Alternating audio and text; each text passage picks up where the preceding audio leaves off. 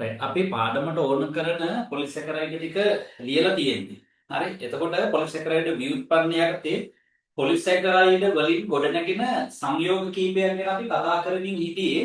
ඇත්තටම මේ ටික විශේෂයෙන්ම මේ මෙතෙක්ට ඍජුවම අදාළ නැති වුණා අපි ඉස්සරහ පාඩම් වලදී අපිට හම්බ වෙනවා. මම දැන් නිකන් කිව්වොත් එහෙම අපි ඊළඟට මම හිතන්නේ අපි මේ පෙක්ටින් එහෙම ලිව්වා ඒක මෙතෙන්ට අදාළයි. හැබැයි ඊළඟට මම එදා දුන්නා ලිග්නින්. ලිග්නින් මෙතෙන්ට අදාළ නැහැ. හැබැයි ඒ වුණාට ලිග්නින් අපේ මේ සෛල විත්තිය ගැන කතා කරනකොට නේද අපිට ඕන වෙනවා සෛල ව්‍යුහේ කෘත්‍ය කොටසෙදි. ඊට පස්සේ මේකෙම මම ඔයාලට ලියන්න දෙනවා ඒගාර ගැන. හරිද?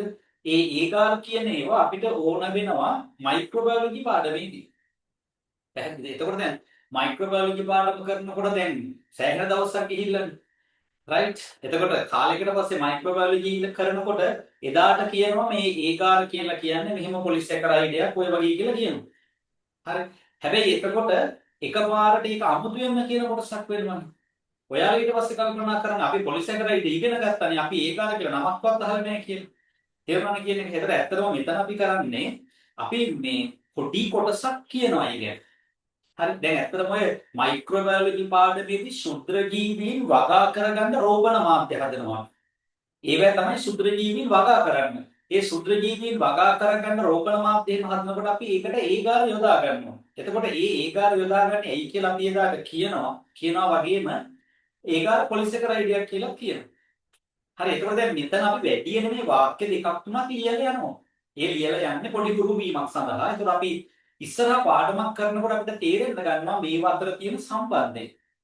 හරි නැත්නම් අපිට මේ විභාගෙට ඕන කරන එක කියලා මේ ටික විතරක් කියොත් එහෙම හරියන්නේ නැහැ. ඊළඟ එක තමයි දැන් ඒගාර කියන එක්කෙනා විභාගෙට ඕනේ නැත්තේ නැහැ. එයා මේ පාඩම යටතේ නැති වුණාට මයික්‍රෝබයොලොජි පාඩම යටතේ ඕනේ. ලිග්නින් කියන එක්කෙනා මෙතනදී නැති වුණාට එයා ඕනේ සෛල ව්‍යුහයේ කෘත්‍ය කොටස යටතේ ඕනේ මේ යුනිට් එකේ. පැහැදිලිද කියන එක? හරි. දැන් එහෙනම් අපි මම හිතන්නේ ලියන්න දෙන්නේ ලිග්නින්. රයිට්. පොඩ්ඩක් ලියාගන්න විතරයි තියෙන්නේ ඉක්මනට ලියාගමු අපි ලිග්නින් කියලා මාතෘකාව දාගන්න. ලිග්නින් කියලා මාතෘකාව දාලා ලිව්වද නෑනේ? මාතෘකාව විතරයි විසර්. ලියලා තියෙනවා. එහෙනම් හරිනේ. ලියන්න තියෙන්නේ ලිග්නින්. හරි. ඒ අර්ථය තරුවන් කරලා ලියන්න කාබෝහයිඩ්‍රේට් සහ ෆීනෝලික සංයෝග එකතු වීමෙන් සෑදේ. කාබෝහයිඩ්‍රේට් සහ ෆීනෝලික සංයෝග එකතු වීමෙන් සෑදේ.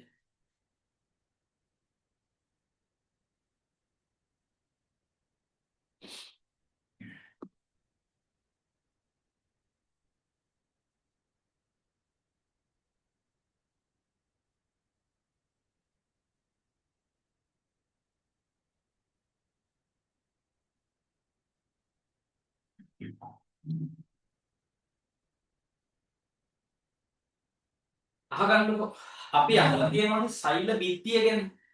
ශාක සෛලවල තියෙන සෛල බිත්තිය ගැන අපි අහලා තියෙනවා. සෛලයක් මේ වගේ ගත්තොත් හිතන්නකෝ මේ තියෙන සෛලයක් කියලා. මේ තියෙන සෛලය. මේ සෛලයේ වටේට තියෙනවා සෛල බිත්තිය. මොනවා සෛල බිත්තිය තියෙනවා. මේ සෛල බිත්තියේ අපි කතා කරනවා කොටස් තුනක් ගැන. සෛල බිත්තිය සාමාන්‍යයෙන් කොටස් තුනක් ගැන කතා කරනවා. පොදුවේ මම කියන්නේ ඒ අදාළ පාඩමට නෙවෙයි සාමාන්‍ය පොදු විස්තරය. මේ සෛල බිත්තියේ කොටස් තුනක්. ඒ තමයි දැන් මේ සෛලය සමග ඊළඟට තවත් කොහොම සෛලයක් තියෙනවා කියලා අපි හිතමු. මේ තියෙන ඒ සෛලයේ සෛල බිත්තිය කියලා හිතන්න. right ඔන්න දැන් ඔය එක ළඟ තියෙන සෛල අපි ඒවට කියනවා යාබද සෛල කියලා. අනේ යාබද සෛල එක ළඟ තියෙන සෛලවල මේ සෛල බිත්ති එකිනෙක අලවලා තියෙන බදාමයක් වගේ මේ අතර තියෙනවා මධ්‍ය සූස්තරය කියලා එක. මධ්‍ය සූස්තරය. අපි අර පෙක්ටින් පිළිබඳව කතා කරනකොට කිව්වා කැල්සියම් පෙක්ටේට්, මැග්නීසියම් පෙක්ටේට් එකතු වෙලා මේ මධ්‍ය සූස්තරය හදනවා කියලා. මේක අපි සෛල ව්‍යුහයේ වෘත්තයේ යටතේ දීර්ඝව කතා කරමු. එහෙනම් මෙන්න මේ මැද ඉන්නවා කෙනෙක්. එයා කවුද? මධ්‍ය සූස්තරය. දැන් ශාකයක අපි සෛල බිත්තිය ගත්තාම මැදම ඉන්නවා මේ වගේ මධ්‍ය සූස්තරය. මැදම ඉන්නවා මධ්‍ය සූස්තරය.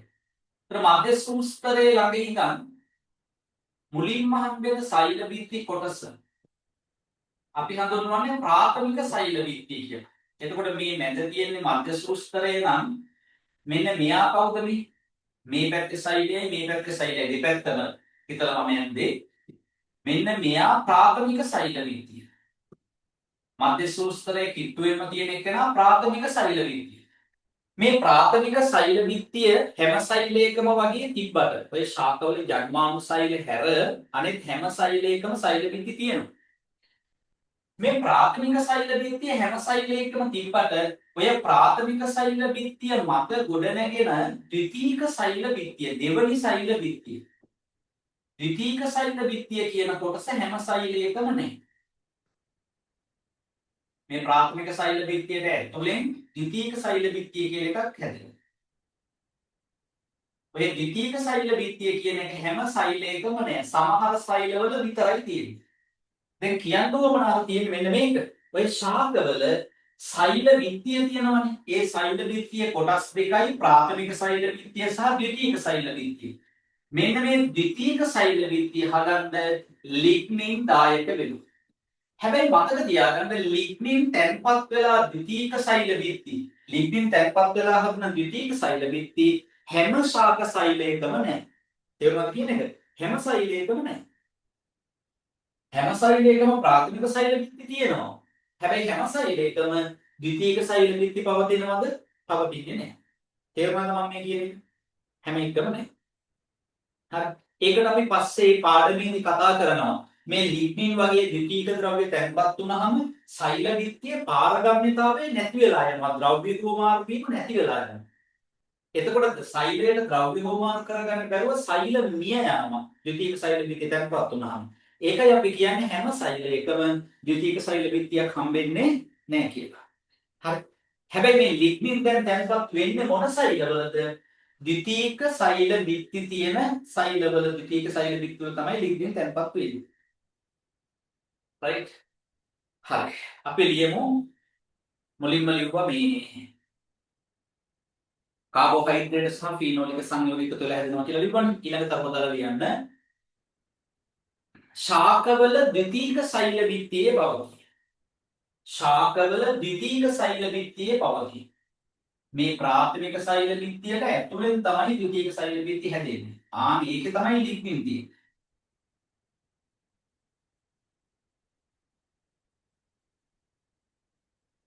ශාකවල ද්විතීක සෛල බිත්තියේ පවතී.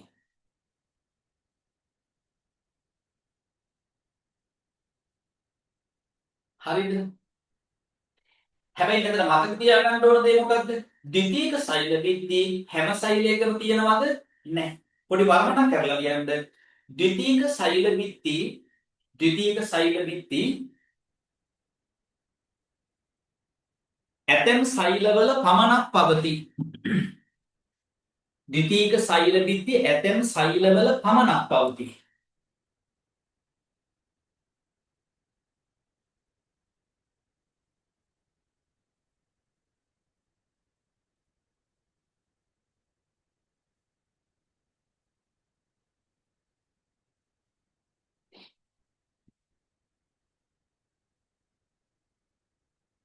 උදාහරණ ලියන්න. දෘඩස්තර පටකයේ සෛලවල දෘඩස්තර පටකයේ සෛලවල දෘඩස්තර පටකයේ සෛලවල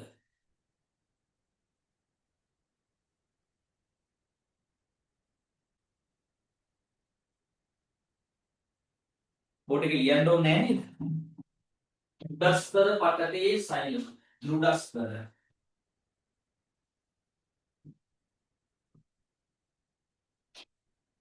අපි ශාක පටකයකට කතා කරනවා. දෘඩස්තර පටකයේ සෛලවල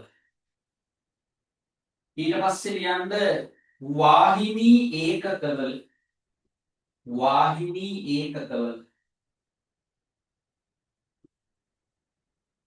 වාහිනී ඒකකවල. වාහිනී ඒකකවල.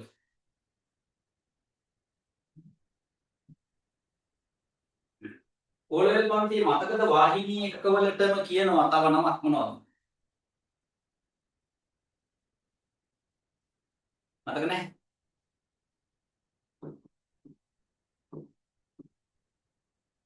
ශෛලම වාහිනී සෛල. වාහිනී ඒකකවල මතකයි සර්. සෛලම වාහිනී සෛල. එකම දේ. නම පොඩ්ඩක් වෙනස්. සෛලම වාහිනී සෛල නැත්නම් වාහිනී ඒකක සෛල. ඒ වගේ තියෙනවා ලිග්නින් තැන්පත් වුණු සෛල. ඊළඟට කිව්වා දෘಢස්තර පටකේ. දෘಢස්තර පටකේ තියෙනවා ලිග්නින් තැන්පත් වුණු සෛල.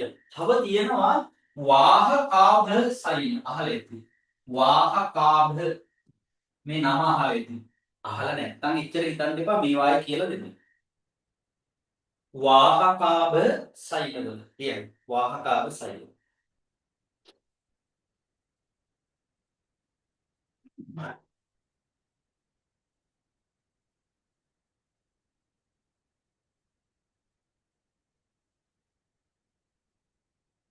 හරි. දැන් එතකොට මේ සෛලවල ඔය ලිග්නින් තියනවද කියලා හඳුනා ගන්න පුළුවන් අපිට. මේ ලිග්නින් තියනවද කියලා හඳුනා ගන්න පුළුවන්. ඔය සැෆ්‍රනින්, ඇලනින් සල්ෆේට් වගේ දේවල් දාපුවම අපිට හොයාගන්න පුළුවන් මේවා තියනවද කියලා. හරි. ඇලනින් සල්ෆේට් වලින් කහ පාටට හැරෙනවා, සැෆ්‍රනින් දාපුවම රතු පාටට හැරෙනවා. රයිට්? එතකොට ලිග්නින් තියෙන සෛල අපිට අඳුරගන්න පුළුවන්. එහෙම තමයි පටකවල සෛල හඳුනගන්නේ. දැන් ඒවා මේ පාඩමට නැහැ. තේරුණාද කියන්නේ? ඒවා මේ පාඩමට නැහැ. නමුත් මම චුට්ට මතක් කර දෙනවා. ඇයි? ඉස්සරහදී ඔයාලා ඉගෙන ගන්න දේවල්.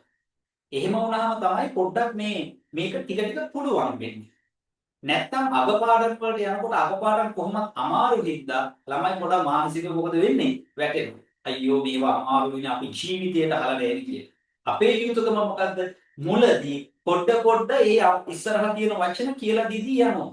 ඒ යනකොට ඒ පාඩම් වලට කියපුවම තේරෙනවා අපි මේවා අහලා තියෙනවා. ලේසි. තේරුණාද කියන්නේ? හරි. එතකොට ඒක ගුරුවරයාගේ කාර්යභාරය. ඒක ළමයා දන්නේ නැහැනේ. තේරුණාද? හරිද? ළමයා ඔක දන්නේ නැහැනේ. ඔයාලා අපි කියන එක ඉගෙනගෙන ඉන්නවා. මේ පාඩම ලේසි කියලා උගන්වන්න නම් චූටි දේවල් ටික සරලව කියලා දීලා පුළුවන්. හැබැයි අපි හැමදෙස්සෙම ඉස්සරහ බලන්න ඕනනේ. විභාගේ කිට්ටු වෙනකොට හැම විෂයකම අමාරු පාඩම් ටික එන්නේ අගට. බයෝවලත් ඒ වගේ තමයි. හැබැයි ඒ එනකොට දැන් අර මම ඒකාර ගැන කිව්වේ.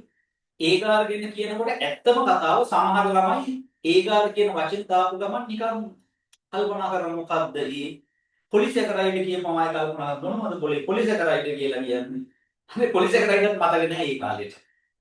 තේරුණාද කියන්නේ? එහෙම දැනගෙන අපි එනවා පොලිස් එක රයිඩ්ත් මතක නැති කාලෙකට. රයිට්. ඉතින් ඒක නිසා අපි චුට්ටි ඒවා කරගෙන ගියාට කමක් නැහැ. ඕනනම් නිකන් තරුවක් දාලා අර පරීක්ෂණ දෙකක් එක වාක්‍යයකින් ලියාගෙන කෙටි වාක්‍යයකින් ලියාගෙන යන්න. හරි. දැන් මේ ඔයාලා බය වෙන්න එපා. එතකොට මේ පාඩමේ රචනා ප්‍රශ්නයක් අහුවොත් කොහොමද ලියන්නේ කියලා. මගේ ඉතින් ප්‍රශ්න අහපු ඉඳන් මම මේ කියන්නේ. මේකේ රචනා ප්‍රශ්නයක් ආව සර් අරක ලියන්න ඕනද සර් මේක ලියන්න ඕනද අරක ලියන්න ඕනද මේක ලියන්න ඕනද කියලා මගේ දැන් අහලා තිබ්බා. ඒ ගැන කරදර වෙන්න එපා. හරිද? බහුවර්ණ ප්‍රශ්න දැන් මම මේ තව චුට්ටක් ඉස්සරහට කොට කරන්න ගන්නවා. එතකොට තේරෙනවා ඕන බහුවර්ණ ටික කොහොමද කරන්නේ. ව්‍යුහගත ප්‍රශ්න මම දෙනවා. රචනා ප්‍රශ්න දෙනවා. ඒවැ ලියවෙන්න ඕනේ ඒවා මොනවද? ලියන්න ඕනේ නැත්තේ මොනවද? මොකද්ද සීමාව? ඔක්කොම ටික කියලා දෙන්න. මම ඇත්තම දෙයක් කියන්නේ. ඔය පොඩ වැඩිපුර වගේ උගන්වනව නේද? ඒවා ව්‍යුහගත ප්‍රශ්න වලට ලොකුවට ඕන වෙන්නේ නැහැ. ඇත්ත කතාව. ඕන වෙන්නේ නැහැ. මොකද ව්‍යුහගත ප්‍රශ්නයක හරියටම උත්තරේ එන්න බෑ පොයින්ට් එකට to the point කාරණේට අදාළව සෙට් වෙන්න ඕනේ උත්තරේ. හරිද? එතකොට අහන්නේ මොකක්ද? ඒකට උත්තරේ. කොටින්ම කිව්වොත් එහෙම අපි කාබෝහයිඩ්‍රේට් බෙදනකොට සීනි සහ පොලිසැකරයිඩ්. ඊට පස්සේ තමයි සීනි කිව්වේ මොනොසැකරයිඩ් සහ ඩයිසැකරයිඩ් වලින්. ඒ වුණාට අපෙන් අහුවොත් විභාගෙදී කාබෝහයිඩ්‍රේට් ප්‍රධාන කොටස් මොනවද කියලා අපි ලියන්නේ 1 මොනොසැකරයිඩ් 2 ඩයිසැකරයිඩ් 3 පොලිසැකරයිඩ්. අපි ලියනවද සීනි සහ පොලිසැකරයිඩ්? එහෙම ලියන්නේ නැහැ. පැහැදිලිද? එතකොට ඒක අපි ප්‍රශ්න වල උත්තර ලියලා හුරු වෙනවද? ඔව්. මේ මුළු සිලබස් එකම ප්‍රශ්න වලට උත්තර විදිහට ලියලා හුරු වෙනවා. ඒක බය වෙන්න එපා. මේ තියරි හැම එකක්ම ව්‍යුහගතවල ලියන්නේ කොහොමද? රචනා ප්‍රශ්නවල ලියන්නේ කොහොමද? අපි වැඩි කරා. හරිද? ඊළඟට බහුවර්ණ ප්‍රශ්න තියෙනවනේ. ඔන්න ඔතන තමයි වැඩේ තියෙන්නේ. ඔය බහුවර්ණ ප්‍රශ්නවල උත්තර පහක් දෙනවනේ. ඒ උත්තර ඕ ලෙවල් පන්තිය වගේ චූටි ඒවා නෙවෙයි. දිග ඒවා දෙන්නේ. එහෙම් මෙහෙම් පැටලෙන ඒවා දෙන්නේ. අස්සෙන් චුට්ටි එක අකුරකින් දෙකකින් right උත්තරේ වරදින ඒවා දෙන්නේ. ආන්ගේ බහුවර්ණ වලට මේ පාඩමින් ඇහුවට උත්තර ටික සීමා කරන්නේ නැහැ මේ පාඩමට විතරක්. දැන් නිකන් කිව්වොත් එහෙම පහත දක්වා ඇති ඒවායින් පොලිසැකරයිඩයක් වන්නේ කියලා අහපු ගමන්ම පොලිසැකරයිඩයක් වන දේ උත්තරේකුත් තියාගෙන තව මොනවා හරි දේවල් හතරකුත් දාන්න එපායි. ඒ හතර දානකොට මොකද කරන්නේ? මේ එක එක පාඩම් වල පොලිසැකරයිඩ් කොටසෙන් එහාට පැනලා අනෙක් පාඩම් වලට සම්බන්ධ විදිහට දානවා අහුවා.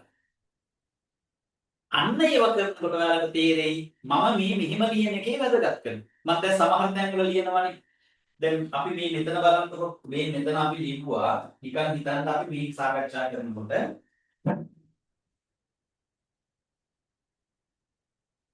මෙන්න බලන්න. අපි මෙතන මේ හයිටින් ගැන කියනකොට නයිට්‍රජන් අඩංගු පොලිසැකරයිඩ් ආකාරයක් ග්ලූකෝසමින් තැනුම් මේකකේ මේ ටිකට සීමා වෙන්නේ නැතුව අපි මේකේ ව්‍යුහය ඇඳද? ඔව් ව්‍යුහයක් ඇඳ. හරි. දැන් කොතන හරි තැනක කාබෝහයිඩ්‍රේට් පිළිබඳව ප්‍රශ්නයක් තියෙන තැනක තිබ්බොත් එහෙම සමහර කාබෝහයිඩ්‍රේට් වල නයිට්‍රජන් අඩංගු වේ කියලා. right සමහර කාබෝහයිඩ්‍රේට් වල නයිට්‍රජන් අඩංගු වේ. සමහර මොනොසැකරයිඩ් වල නයිට්‍රජන්ට තියෙන සම්බන්ධය. සමහර පොලිසැකරයිඩ් වල තියෙන සම්බන්ධය ඇහුවොත් එහෙම අපි ව්‍යුහයක් ඇඳලා තියෙන ග්ලූකෝසැමින් අපිට මතක් වෙනවා.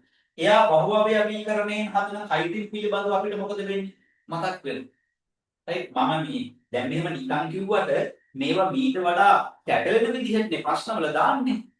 ආන්ගේ දානකොට ඒවට උත්තර ගන්න ලේසි වෙන්න තමයි මේවා බැඳිච්ච තව දේවල් ලියන්නේ. දැන් මම මෙහෙම අහන්නකො.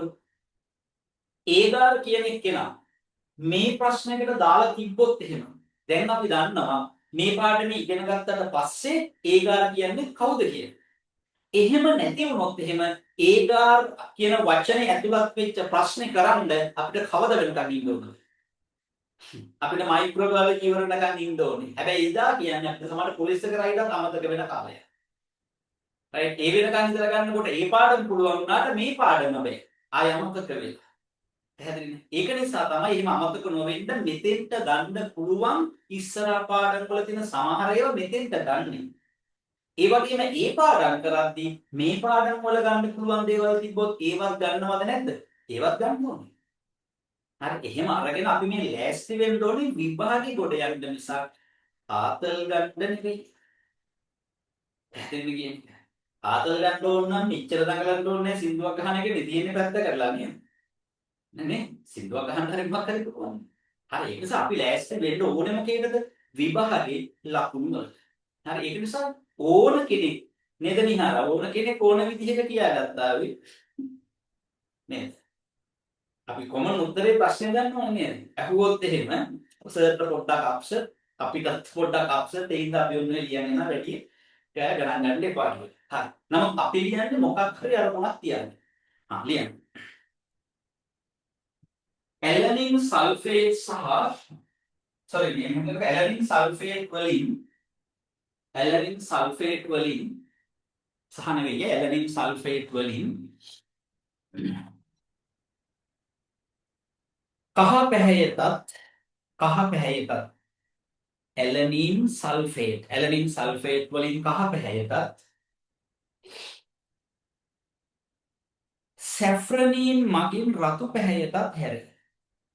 සැෆ්‍රනීන් මගින් රතු පැහැයටත් හැරේ.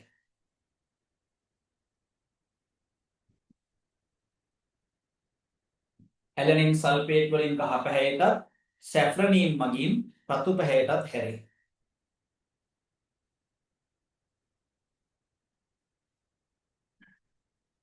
මම වැදගත් කරුණක් කිව්වා ඔක මැදදී. මතකද? ලිග්නින් තැන්පත් වුණාට පස්සේ සෛල මැරෙනවා කිව්වා. ඒක නෙවෙයි ලියන්න හදන්නේ. ඒක නෙවෙයි ලියන්න හදන්නේ. ලිග්නින් තැන්පත් වුණාම සෛල මැරෙන්නේ ඇයි? සිදුරු ටික වැහෙනවා කියලා කිව්වා. සිදුරු ටික වැහෙනවා කියන එකෙන් අදහස් කරන්නේ මේ ලිග්නින් කියන එකේනා ද්‍රව්‍ය වලට පූර්ණ වශයෙන් අපාරගන්නේ. ද්‍රව්‍ය වලට පූර්ණ වශයෙන් අපාරගන්නේ. දැන් සෛල දිට්ඨිය එයා ද්‍රව්‍ය වලට පූර්ණ වශයෙන් පාරගාමීයි. ද්‍රව්‍ය සියල්ලම එයා හරහා එහා මෙහා ගමන් කරනවා. ජලය ගමන් කරනවද? ඔව්. වාතය ගමන් කරනවද? ඔව්. හැබැයි ලිග්නින් පූර්ණ වශයෙන් අපාරගාමීයි. ජලය වාතයවත් ගමන් කරන්නේ නැහැ. ජලය වාතයවත් ගමන් කරන්නේ නැත්නම් සෛලයේ ඇතුළට කිසිම දෙයක් යන්නේත් නැහැ. කිසිම දෙයක් පිට වෙන්නේ නැහැ. මොකද ප්‍රතිඵලය වෙන්නේ? සෛලේ නැරෙනවා. සෛලේ නැරෙනවා. එහෙනම් ද්විතීයික සෛල බිත්ති තැන්පත් වුණාම සෛල බිත්තියේ පාරගම්‍යතාවය නැති වෙනවා. සෛල බිත්තිය මේ සෛලේ නැරෙනවා. ඒවා කියන්නේ මොන පාඩමේද? ඊළඟ පාඩම. සෛල ව්‍යුහයේ කෘත්‍යය. මේ පාඩමේ ඊළඟ කොටසේදී. හැබැයි අපි දැන් මේක ලියාගන්න. ලියන්න. ලිග්නින් ද්‍රව්‍ය සඳහා පූර්ණ වශයෙන් අපාරගම්‍ය වේ. ලිග්නින් ද්‍රව්‍ය සඳහා පූර්ණ වශයෙන් අපාරගම්‍ය වේ. ලිග්නින් ද්‍රව්‍ය සඳහා පූර්ණ වශයෙන් අපාරගම්‍ය වේ.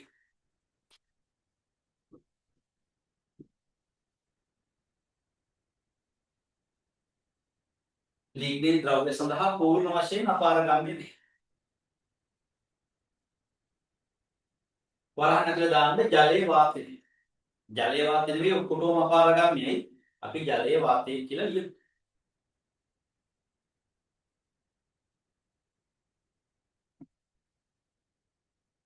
හරි. කතාව ඉවරයි. ලියන්න ඊළඟට ඒ ගාන. ඒ ගාන.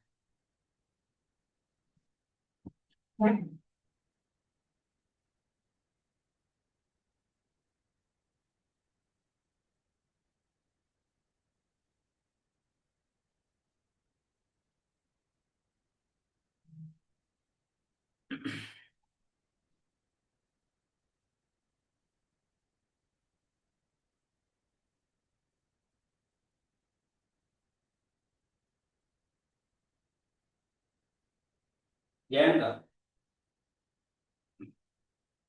අහලා තියෙනවද මේ ඔව් සර්. මේක අහලා තියෙනවද?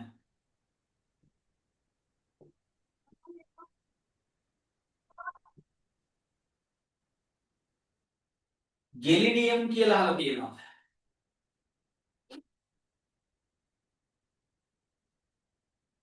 ගෙලිඩියම් කියලා අහලා නැද්ද නේ? නෑ සර්. ඉහළ අහලා නැද්ද? නෑ සර්. නෑනේ. අසුල අහලා නෑනේ. ගෙලිඩියම්. ගෙලිඩියම්. ඔය ගෙලිඩියම් කියලා කියන්නේ කරදිය රතු ඇල්ලි.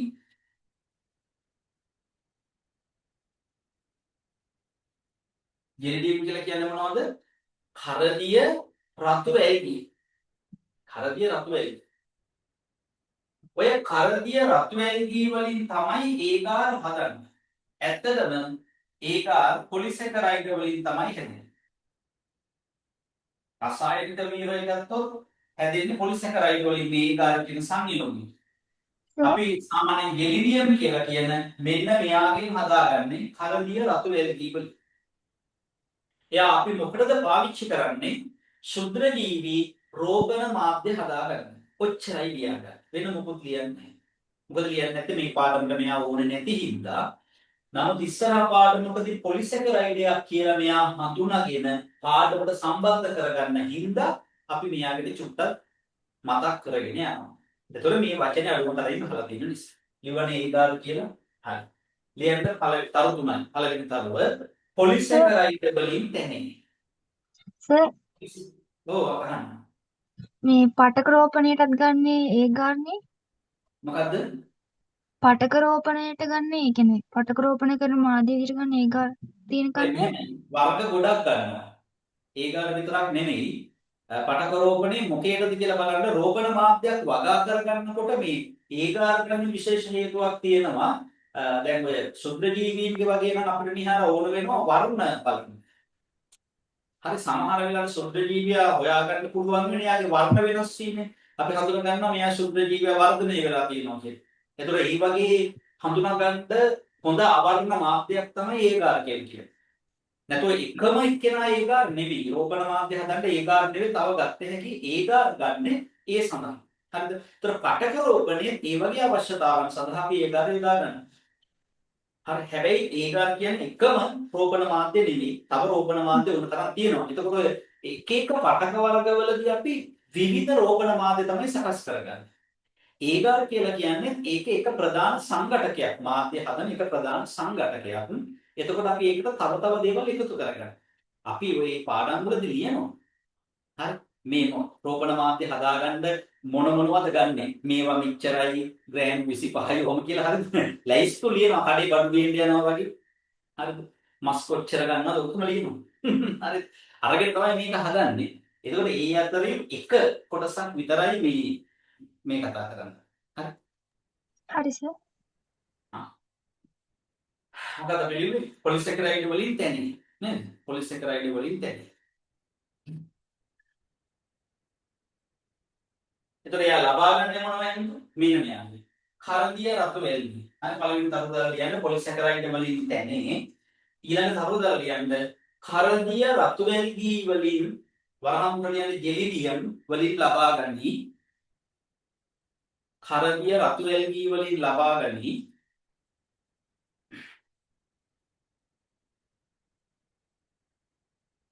කරදිය රතු වැල්ලි වලින් ලබා ගනි. හරදිය රතු වැල්ලි ජෙලිඩියම් වලින් ලබා ගනි.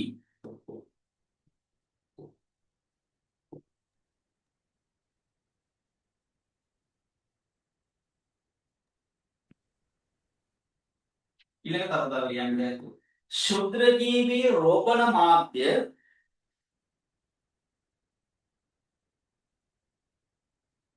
ශුද්‍රජීවී රෝපණ මාධ්‍යයක්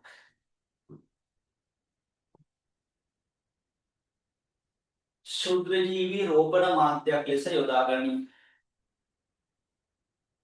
ශුද්‍රජීවී රෝපණ මාධ්‍යයක් ලෙස යොදා ගනි.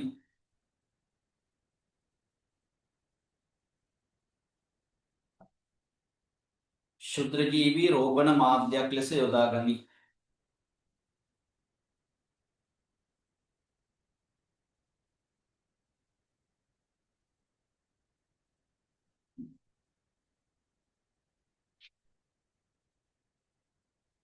ව්‍යුත්පන්න පිළිබඳ කතාව ඉවරයි.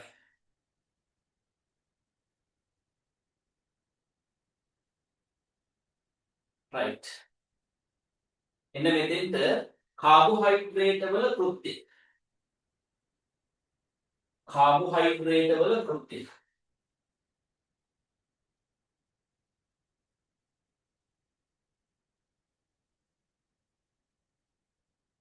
ලියන මාතෘකාව කාබෝහයිඩ්‍රේට් වල කෘත්‍ය.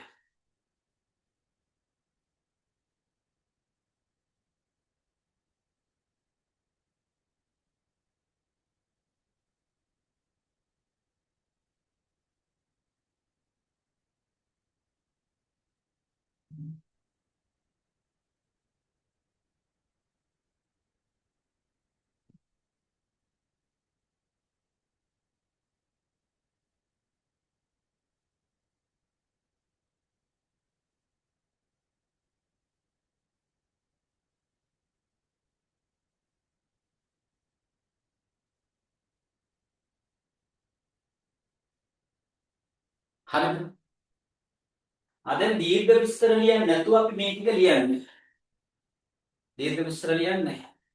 හැබැයි දැන් සම්බන්ධ පොතේ ටික විතරක් කතා කරගෙන ආව නම් මේකේ අනිත් හරිය දීර්ඝ විස්තර තිබෙන්නේ නැහැ. මම නිකන් උදාහරණයක් කියන මේ මෙතන බලන්න. ෆ්ලෝයම තුල පරිවහණයට සුක්‍රෝස්. ෆ්ලෝයම තුල පරිවහණයට සුක්‍රෝස්. හැබැයි ඩයිසෙකරයිඩ් යටතේ ඔය කතන්දර මුකුත් වැඩි තිබුණේ නැහැ. නමුත් අපි ඒක සාකච්ඡා කරගෙන ආවේ. අපි කිව්වා ඒ ෆ්ලෝයම් ඔස්සේ සුක්‍රෝස් විදියට පරිවහණය වෙන්නේ කියලා එහෙම නේද? එතකොට ඒවා කියන්නේ නැතුව ඇත්තටම මෙතෙන්ට ආවොත් එහෙම මොකද්ද වෙන්නේ? මේ ඔක්කොම කටපාඩම් කරන්න වෙනවා. නමුත් දැන් කටපාඩම් කරන්න ඕනේ නැහැ. ෆ්ලෝයම පරිවහණය කියලා දකින්නකොටම සුක්‍රෝස් කියලා දකින්නකොටම ඇයි එහෙම වෙන්නේ කියන එකත් අපි හොඳට දන්නවා. ඇත්තටම අපි 4 වෙනි යුනිට් එක යුනිට් නම්බර් 4 ශාකය ගැන කතා කරනවා. ඒතර ශාක තුල ද්‍රව්‍ය පරිවහණය කියලා කියන විභාගෙට හොඳට ප්‍රශ්න අහන්න දෙනවා. හරි ශාක වල ද්‍රව්‍ය පරිවහණය වෙනකොට කොහොමද ඒව පරිවහණය වෙන්නේ කියලා දරුණුවට ප්‍රශ්න අහන්න දෙනවා. පැහැදිලිද? ඉතින් ඒ වගේ ඒවා ඉස්සරහ තියෙන නිසා තමයි අපි දැන් මේ ඉඳන්ම ඒවට පොඩක් අවධානය දීගෙන යන්නේ. මෙතන හැබැයි අපි දැන් දීර්ඝ විස්තර ලියන්න යන්නේ නැහැ. ලියන්න යන්නේ නැති හේතුව මේ කාබෝහයිඩ්‍රේට් වල කෘත්‍යයන් අපිට ප්‍රධාන වාක්‍ය රචනා ප්‍රශ්නයකට ගන්නවා. අරගෙන මේක රචනා ප්‍රශ්නයක් එක කතා කරනවා. ඒ කතා කරනකොට මේවා ලියවෙන්න ඕනේ කොහොමද කියලා සාකච්ඡා කරන හින්දා අපි මේ විදිහට මේවා ගැන දීර්ඝ විස්තර ලියලා තියෙන හින්දා අපි මෙතන මේ විදිහට x1 විදිහට ලියමු a ඇති. හරිද? right. කාබෝහයිඩ්‍රේට් කෘත්‍යයකට ඉස්සරලම ලියන්න මොනොසැකරයිඩ්. මොනොසැකරයිඩ්.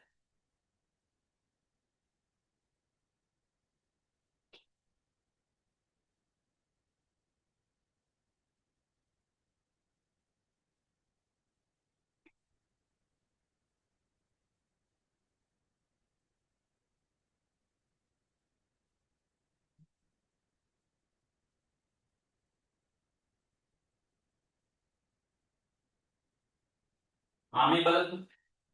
පළවෙනි කරුණ තියෙනවා ශක්ති ප්‍රබලයක් ලෙස.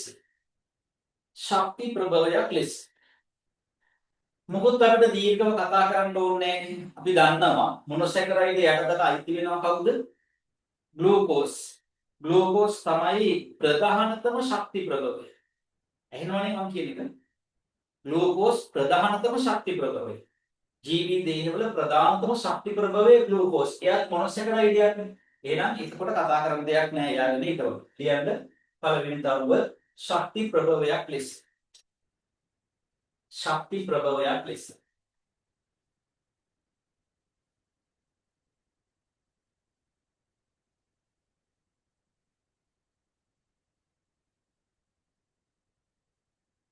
හරි. දෙවෙනි එක නාට එන්න මේ බලන්න. ඩයිසැකරයිඩ් පොලිසැකරයිඩ් වල තැනුම් ඒකක ලෙස. ඩයිසැකරයිඩ් පොලිසැකරයිඩ් වල තැනුම් ඒකක ලෙස. දැන් ඩයිසැකරයිඩ් කිව්වේ මොනවටද? ඩයිසැකරයිඩ් යටතේ තුන් දෙනෙක් කතා කරන්නේ කවුද? කවුද ඩයිසැකරයිඩ්? Maltose, sucrose, lactose. මොනවාද? Maltose, sucrose, lactose. මෝල්ටෝස් sucrose lactose. මට කියන්නකෝ මෝල්ටෝස් හැදෙන්නේ මොනවයින්ද? Glucose අණු දෙකක් සංගන්නේ. ග්ලූකෝස් සහ තවත් ග්ලූකෝස් Glucose. ඔව් මොකද්ද ග්ලූකෝස්? තවත් ග්ලූකෝස් අණුවක් එක්ක සම්බන්ධ වෙනවා. ග්ලූකෝස් සමු වලින්මයි හැදෙන්නේ. එතකොට අපි ග්ලූකෝස් කියපුවම හරියනේ. මෝල්ටෝස් හැදෙන්නේ ග්ලූකෝස් වලින්. එතකොට සුක්‍රෝස් ග්ලූකෝස් අණුව සහ ෆ්‍රුක්ටෝස් අණුවක් සංගමනය වෙනවා. මේ සුක්‍රෝස් හැදෙන්නේ ග්ලූකෝස් අණුව සහ සුක්‍රෝස් වලින් අණුවකින් කියලා කියව කවුරුද? නෑ ෆ්‍රුක්ටෝස්. ග්ලූකෝස් සහ ෆ්‍රුක්ටෝස් වලින්. ග්ලූකෝස් සහ ෆ්‍රුක්ටෝස් වලින්. එතකොට මේකේ දාලා මේ ලැක්ටෝස් ගැන නේද? ඒකත් මතක් කරොත් අපි ලැක්ටෝස් ග්ලූකෝස් සහ ගැලැක්ටෝස් අණුව. ග්ලූකෝස් සහ ගැලැක්ටෝස්. හරි. මම එදා තව විස්තරාත්මකව කිව්වා මෝල්ටෝස් හදනවා ඇල්ෆා ඩී ග්ලූකෝස් අණුවක් ඇල්ෆා ඩී ග්ලූකෝස් අණුවක් එක්ක සංගමන ප්‍රතික්‍රියාවක් සිද්ධ කරලා නේද? ඊට පස්සේ සුක්‍රෝස් හදනවා ඇල්ෆා ඩී ග්ලූකෝස් සහ බීටා ඩී ෆ්‍රක්ටෝස් අණුවක් සංගමනය වෙනවා. ඊට පස්සේ අපි කතා කරා ලැක්ටෝස් හදනවා ඇල්ෆා ඩී ග්ලූකෝස් සහ බීටා ඩී ගැලැක්ටෝස් සංගමනය වෙනවා. කතා. ඊට පස්සේ කියනවා පොලිසැකරයිඩ්. හරි ඩයිසැකරයිඩ් සහ පොලිසැකරයිඩ් මෙන්න පිස්ටේ තියෙනවා ග්ලයිකෝජන් තියෙනවා. මොනවද පිස්ටේ දැනුම් මේකකේ? Glucose. ග්ලූකෝස්. ග්ලයිකෝජන් වල දැනුම් මේකකේ? glucose, glucose. දැන් මෙතන එච්චරයි දාලා තියෙන්නේ. තව තියෙනවා සෙලියුලෝස් ගත්තොත් කවුද දැනුම මේකේ? glucose, ඒ ග්ලූකෝස්. තුන් දෙනෙක්නේ. පිස්තය, ග්ලයිකෝජන්, ග්ලූකෝස් තුන් දෙනාගේම මේ පිස්තය, ග්ලයිකෝජන් සහ මේ මොනවාද? සෙලියුලෝස්. cellulose, සෙලියුලෝස් තුන් දෙනාගේම දැනුම මේකේ කවුද? ග්ලූකෝස්. glucose, right? හැබැයි මෙන්න මෙයාලගේ වෙනස් වෙනවා කියලා අපි කිව්වා. මෙයාලගේ වෙනස් වෙනවා කියලා. මම කරුවක් දාගන්න කියලා කිව්වා මේ මේකෙන් දාගත්ත කවුරු? ඉනියුලින් ඊට පස්සේ පෙක්ටින්, කයිටින්. හරි ඉනියුලින් වල ෆ්‍රක්ටෝස්, පෙක්ටින් වල ගැලැක්ටෝයුරොනික් අම්ලය, කයිටින් වල ග්ලූකෝසයින්. පැහැදිලිද? හෙමිසෙලියුලෝස් කියන වෙනම කතාවක් යන්නේ පෙක්ටෝස් සහ හෙක්සෝස්. මතකයි? right. දැන් අපිට අතන දීලා තියෙන්නේ ග්ලූකෝස් සහ මේ පිස්තේ සහ ග්ලයිකෝජන්. මේ දෙන්නගේම දැන් මේකේ මොනවද? ග්ලූකෝස්. right. අපි යන්නේ දෙන්න. ලියමු. ඩයිසැකරයිඩ් සහ පොලිසැකරයිඩ් වල තැනුම් ඒකක ලෙස. ඩයිසැකරයිඩ් සහ පොලිසැකරයිඩ් වල තැනුම් ඒකක ලෙස.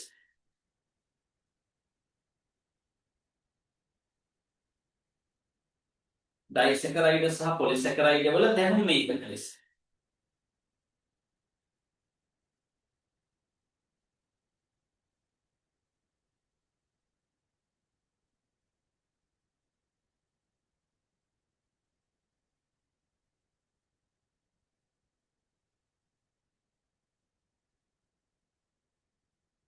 හරි උදාහරණ ලියන්න.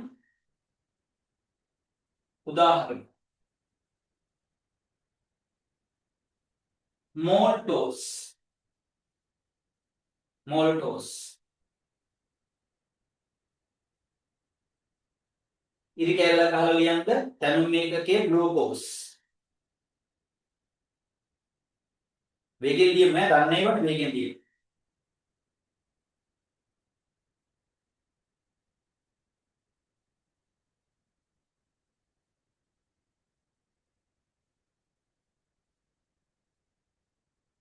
ඊළඟ උදාහරණය සුක්‍රෝස්.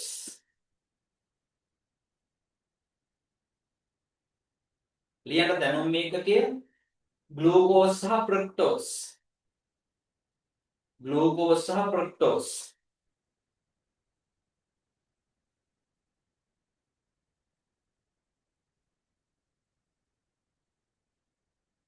ඊළඟ උදාහරණය ලැක්ටෝස්. ලැක්ටෝස්. දැන් බලන්න අපිට මොන ලියනකොටම ආයෙ ආයෙ මේවා මතක් වෙනවා. මම ඒක කිව්වේ මේවා පාඩම් කරන දඟලන දෙයක් නෑ. හරි අපි කම්මැලි නැතුව වැඩ කරගෙන ඉන්නකොට ඒවා මතක් වෙනවා. ලැක්ටෝස්. තැනුම් මේක කියලියන්න ග්ලූකෝස් සහ ගැලැක්ටෝස්. ග්ලූකෝස් සහ ගැලැක්ටෝස්.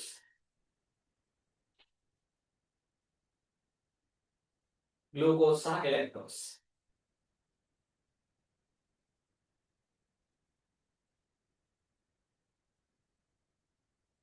roll up space කරලා ඊට පස්සේ යටින් ලියමු පොලිසැකරයිඩ් වලින් උදාහරණ ලියන්න. පිස්තය.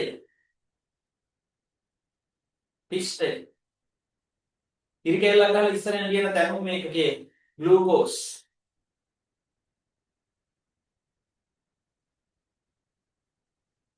ඊළඟට ග්ලයිකෝජන්.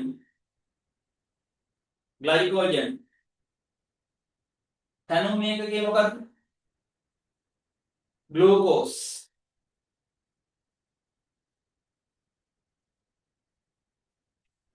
මෙතන එච්චරයි තියෙන්නේ. ඒ වුණාට අපි දන්න තව ටිකක් තියෙනවා විභාගයට එන තව ටිකක් තියෙනවා. ලියමු. ඊළඟ එක්කෙනා සෙලියුලෝස්.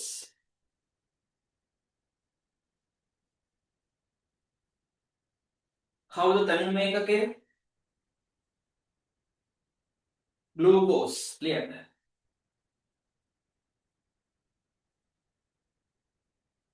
දැන් මම ඊළඟට කිව්වා එදා මෙදා තුළ වැඩියෙන්ම දැන් මේක අහලා තියෙන තුන් දෙනෙක් තරුදා.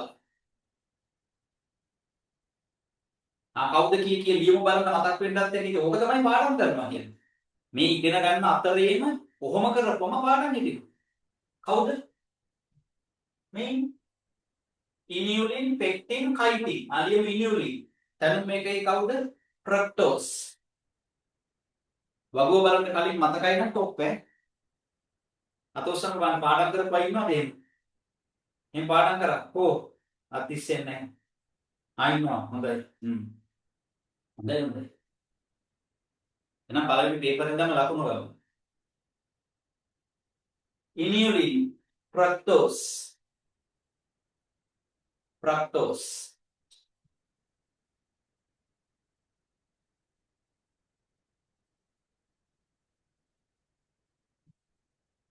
ඊට පස්සේ පෙක්ටින්,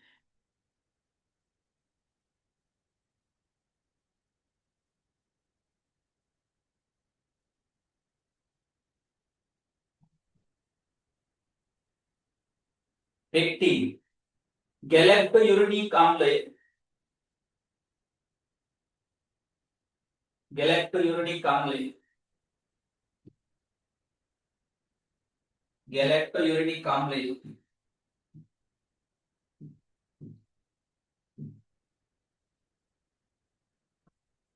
ගැලැක්ටෝයුරනික් ආම්ලය.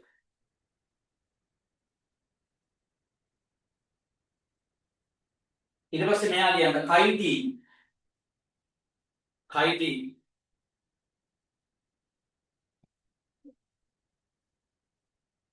කවුද? ග්ලූකෝසැමීන්.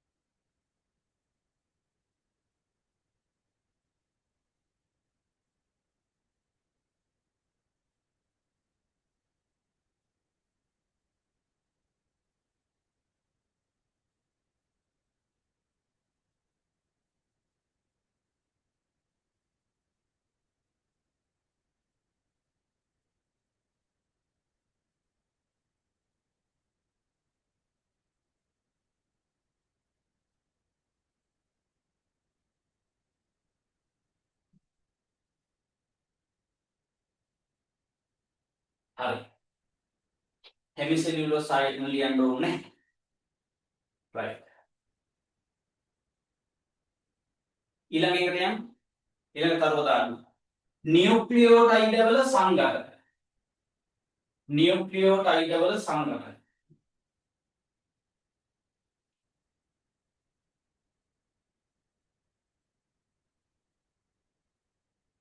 නියුක්ලියෝටයිඩවල සංඝටක.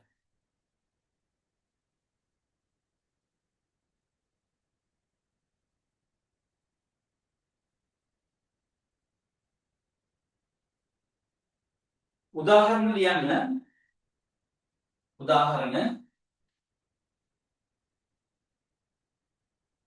මේකට උදාහරණ එන්නේ කොහොමද කියලා මට නිකන් කියන්න බලන්න. නියුක්ලියෝටයිඩවල දැන් DNA RNA හදන්නේ නියුක්ලියෝටයිඩවල. නියුක්ලියෝටයිඩවල සංඝටක. ඒ නියුක්ලියෝටයිඩ හදන්න සීනි කාණ්ඩයක් දායක වෙන්නේ. මොකද නියුක්ලියෝටයිඩයක් හැදෙන්නේ පෙන්ටෝස සීනි වලිනුයි නයිට්‍රජනීය භස්ම වලිනුයි ඊට පස්සේ තව මොනවද? ෆොස්ෆේට කාණ්ඩය. Phosphate කාණ්ඩය. හරි. එතකොට මේ සීනි කාණ්ඩය කාබෝහයිඩ්‍රේට්. පෙන්ටෝස් සීනි කාණ්ඩය කාබෝහයිඩ්‍රේට්. හරි. දැන් නියුක්ලියෝටයිඩ වල සංඝටක. එහෙනම් ලියන්න උදාහරණ අංක 1. උදාහරණ අංක 1 ලියන්න. දැන් මේක මේ දීලා තියෙන විදිහ ඇත්තටම පැහැදිලි නෑ. මේක වැරදි නේ. මෙහෙම ලියපුවම එහෙම නෙවෙයි එන්නේ. ඕනේ නියුක්ලියෝටයිඩ් වල සංඝටක අරවක් දාලා මේ උදාහරණ කියලා දාලා ලියන්න අංක 1 රයිබෝසීන්. කොහොම නෙන්න ඕනේ? රයිබෝසීන්. මේක පෙන්ටෝස සීනි කාණ්ඩය. Carbon 5 C. රයිබෝසීන්.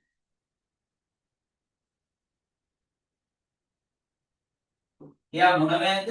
රයිබෝනියුක්ලියෝටයිඩ්. රයිබෝනියුක්ලියෝටයිඩ් මේ නියුක්ලියෝටයිඩ් වල නියුක්ලික් අම්ලවල නෙමෙයි එහෙම විතර කියලා තියෙන්නේ. ඒතර මේ DNA RNA දාලා තියෙන විදිය හරි හරි එහෙම නෙවෙයි. නියුක්ලියෝටයිඩ් වල සංඝටක. එහෙනම් රයිබෝසීඩ් මෙයා තමයි කාබෝහයිඩ්‍රේට්. රයිබෝසීඩ් කාගේද? රයිබෝනියුක්ලියෝටයිඩ්.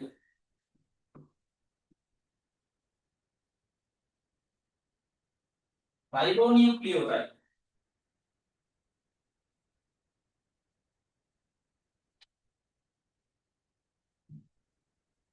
රයිබෝනියුක්ලියෝටයිඩ්. right දැන් ඉතින් ඉස්සරහින් වරන් කියලා කියන්න RNA. දැන් කතාව පැහැදිලි?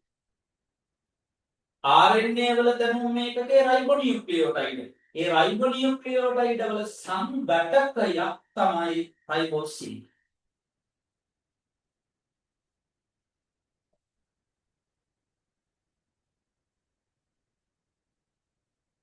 හරි සර්. right තේරුණාද ඒකේ නෙමෙයි. නැත්නම් මෙහෙම දැම්මොත් මේ පොඩ්ඩක් ගැටලු සහගතයි. ඊළඟ උදාහරණයක් දෙක. ඩියොක්සිරයිබෝසීන්. ඩියොක්සිරයිබෝසීන්.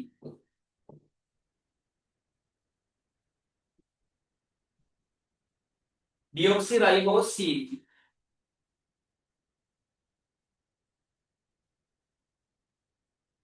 ඒවා තියෙන්නේ මොනවද?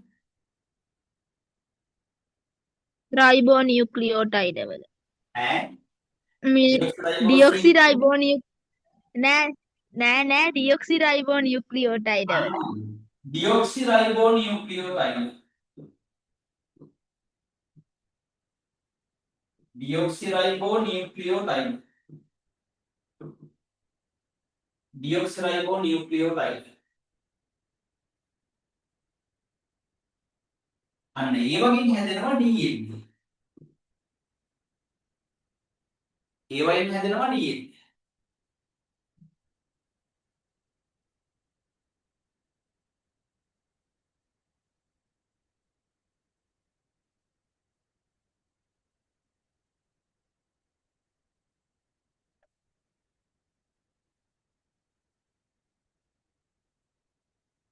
තව ඔයගොල්ලෝ අහලා තියෙනව නේද ATP කියලා?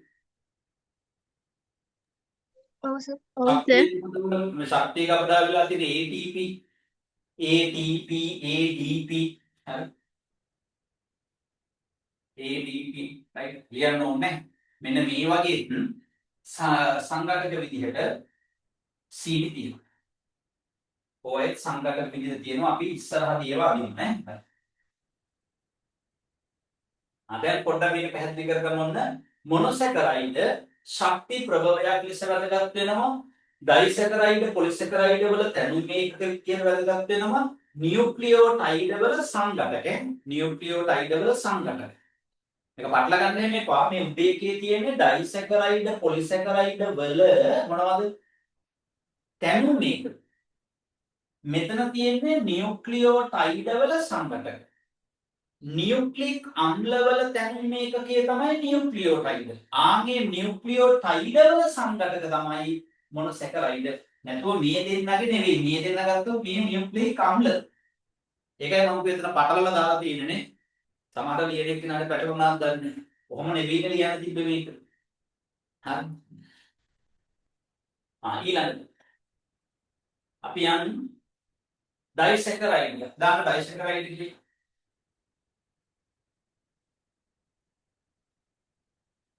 Trillium money.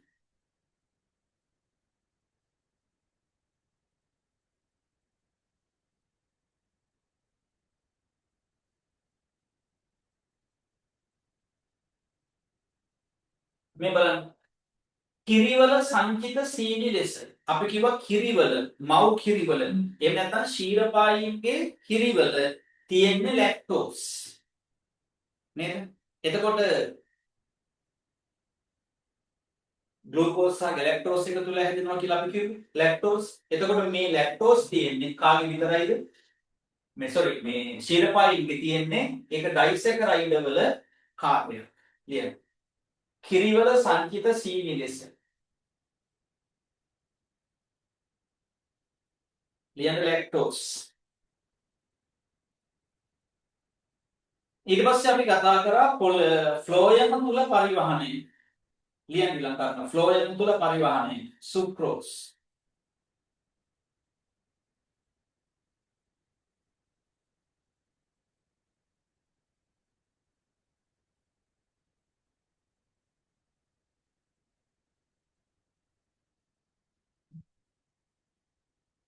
ෆ්ලෝයම් පටකයේ ද්‍රව්‍ය පරිවහනය වෙනකොට ෆ්ලෝයම් තුල පරිවහනය වෙන්නේ සුක්‍රෝස් විදියට. හරි ෆ්ලෝයම් තුල පරිවහනය වෙන්නේ සුක්‍රෝස් විදියට.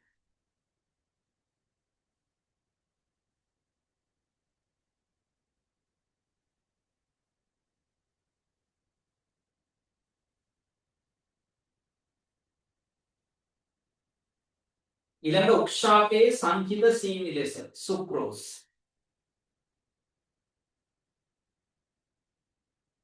උක්ෂාක කඳේ සුක්‍රෝස් සංචිත වෙනවා කියලා කිව්ව මතකද? උක්ෂාකයේ සංචිත සීනි ලෙස සුක්‍රෝස්.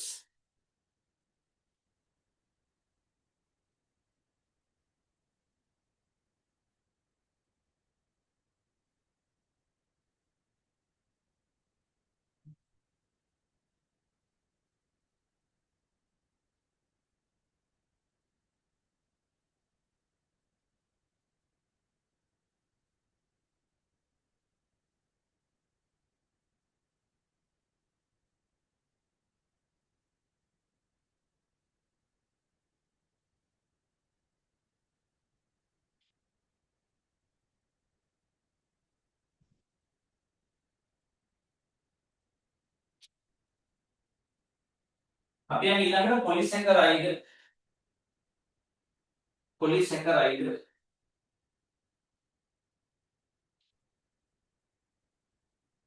ලියන්න කලින් සුට්ටක් බලන්න පොලිසැකරයිඩ් වල සංචිත පොලිසැකරයිඩ් ව්‍යුහමීය පොලිසැකරයිඩ් කියලා කොටස් දෙකකට බෙදලාම තමයි දීලා තියෙන්නේ. එහෙනම් අපි දැනගෙන ඉන්න ඕනේ අපි මෙහෙම අහනවානේ. අනිවාර්යෙන් අපෙන් අහයි නේද කියන්නේ. සංචිත පොලිසැකරයිඩ් ගැන වෙනම අහන්න පුළුවන් ව්‍යුහමීය පොලිසැකරයිඩ් වෙනම අහන්න පුළුවන්. හරි මේ සංචිත සහ ව්‍යුහමීය කියන කාරණේ පදනම් කරගෙන ප්‍රශ්න හදන්න පුළුවන්. දීලා තියෙනවනේ.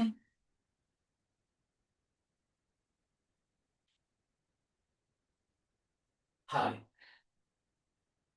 ලියන්න පොලිසැකරයිඩ්. ඒත් පළවෙනි තරම දාලා ලියන්න සංචිත පොලිසැකරයිඩ් ඉරක් ගන්න. අංක 1.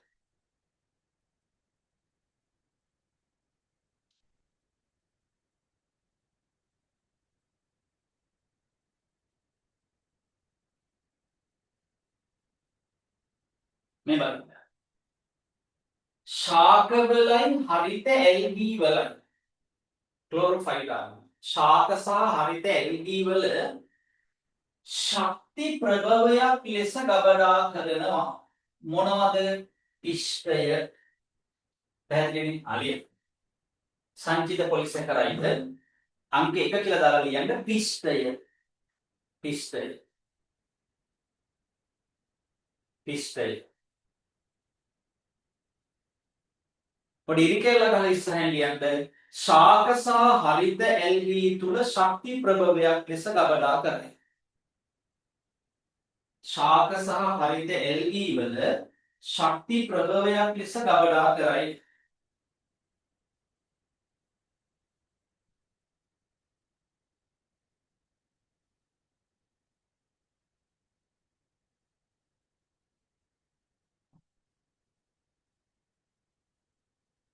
හරි නේද?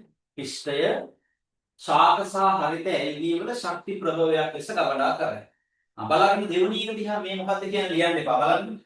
සත්වයින් සහ දිලීර තුල ග්ලයිකෝජන් ශක්ති ප්‍රභවයක් ලෙස ගබඩා කරනවා. සත්වයින් සහ දිලීර වල ශක්ති ප්‍රභවයක් ලෙස ගබඩා කරනවා.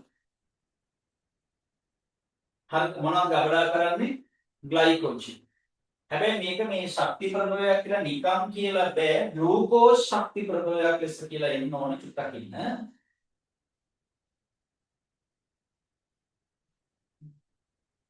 right. ආයෙත් බලන්න. සත්වයින් සහ දිලීර තුල ශක්ති ප්‍රභවයක් ලෙස ග්ලූකෝස් ගබඩා කරයි. හරි. දැන් පොඩක් නෑ කියවලා බලන්න මේ වාක්‍යය ලියලා තියෙන්නේ.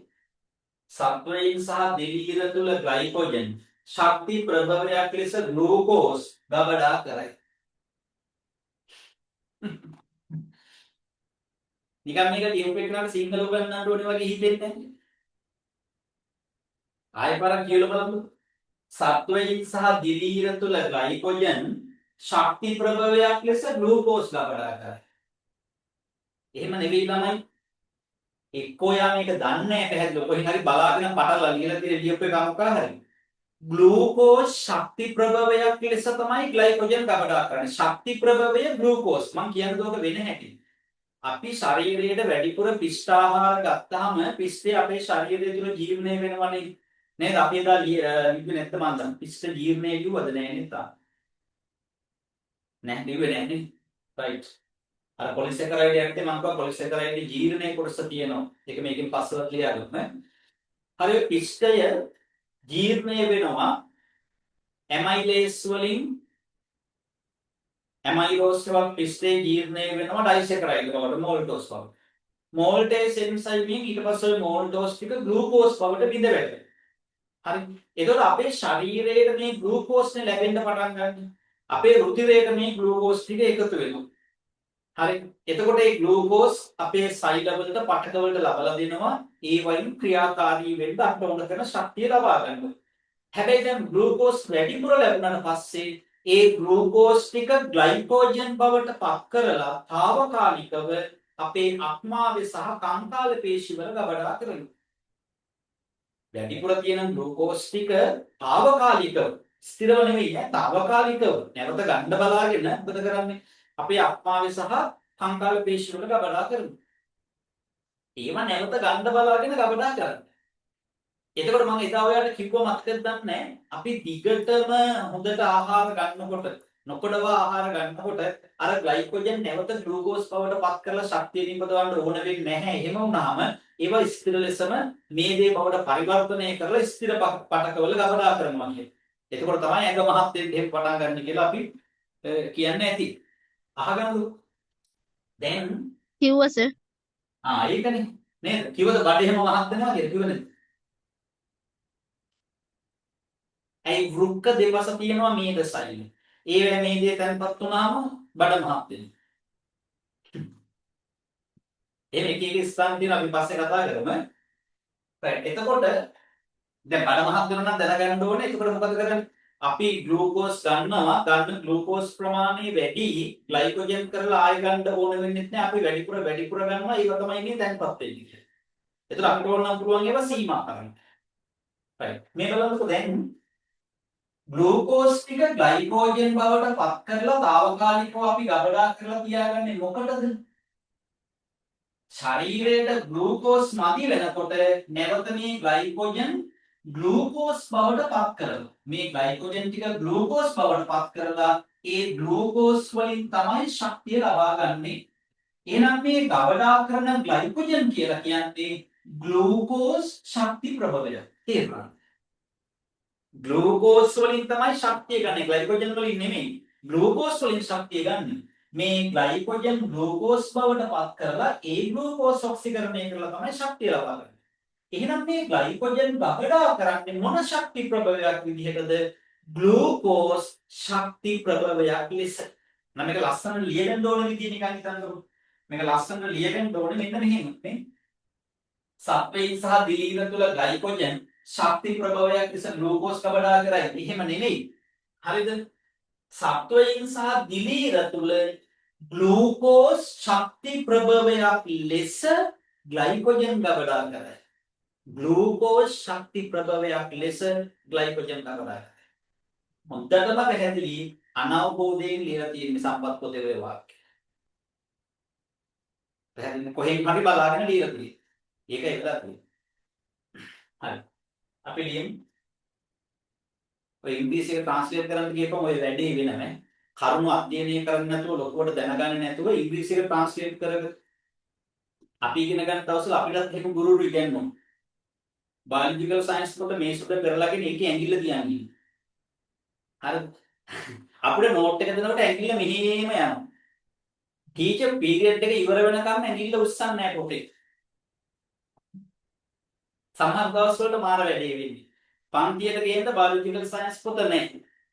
වෙන ටීචර් කෙනෙක් අරගෙන ගිහිල්ලා ටීචර් ඒ දවස්වල අපිට කියනවා අපි මොන හරි පාඩම් කරගෙන කියලා. පොත නැත්තම් උගන්වන්නෙත් නැහැ. අරකම ට්‍රාන්ස්ලේට් කර කර තමයි අපිට නෝට් එක දෙන්නේ. ඒ වගේ වැඩ කරද්දි මේක වෙනවා. මම මේ ඇත්තම කතාවක් කිව්වේ. ඔයිට වඩා මුකුත් කියන්න බෑ. ඉතින් අපිට උගන්වපු ගුරුවරුන්ට අපහාසයක් වෙනවනේ ඒතකොට. ඒක නිසා. එහෙම අයත් ඉන්නේ නෑ. හොඳ ගුරුවරු අතර එහෙමත් ඉන්නවා. ලියන්න මේ සත්වයින් සහ දිලීර තුල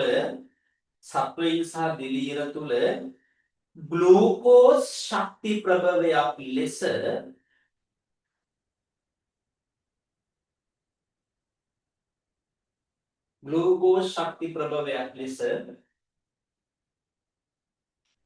ග්ලයිකෝජන් ගබඩා කරයි. ග්ලූකෝස් ශක්ති ප්‍රභවයක් ලෙස ග්ලයිකෝජන් ගබඩා කරයි.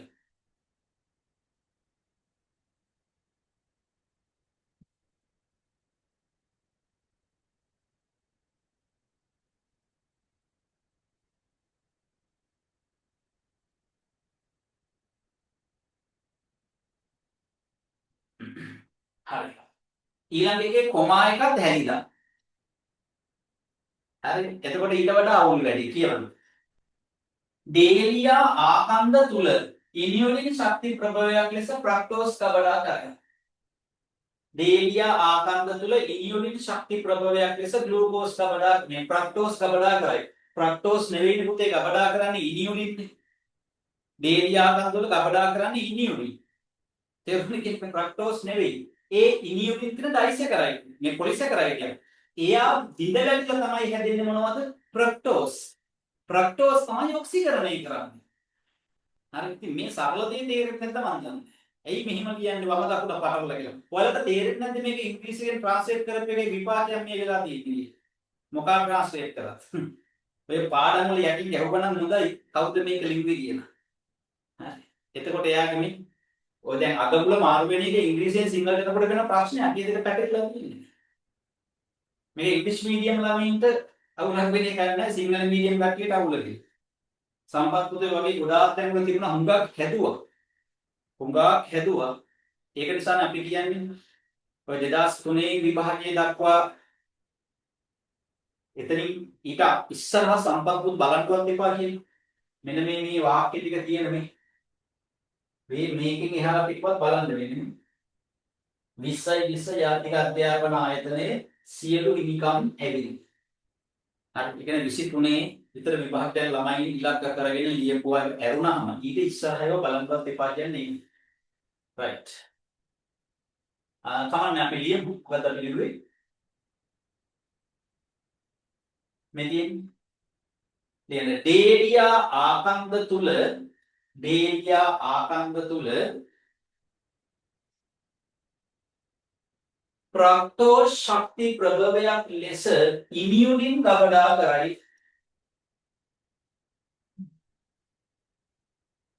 ඩේලියා ආකන්ද තුල ෆ්‍රක්ටෝස් ශක්ති ප්‍රභවයක් ලෙස ඉනියුලින් ගබඩා කරයි.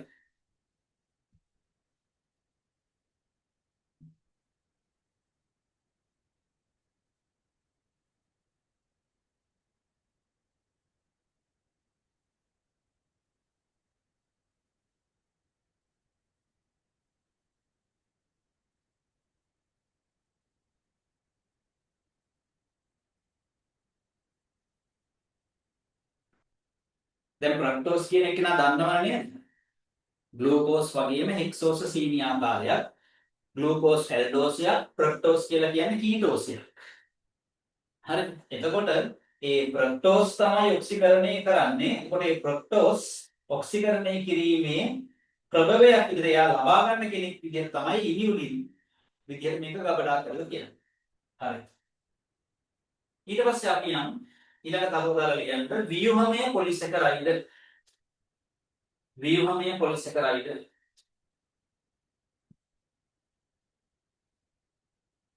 ව්‍යුහමය පොලිස් එක රයිඩර්.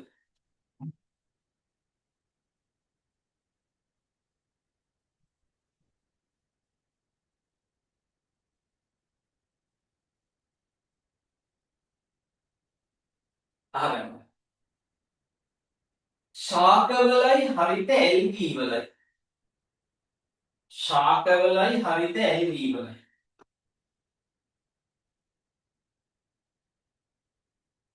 සෛල බිත්තියේ තියෙනවා සෙලියුලෝස්.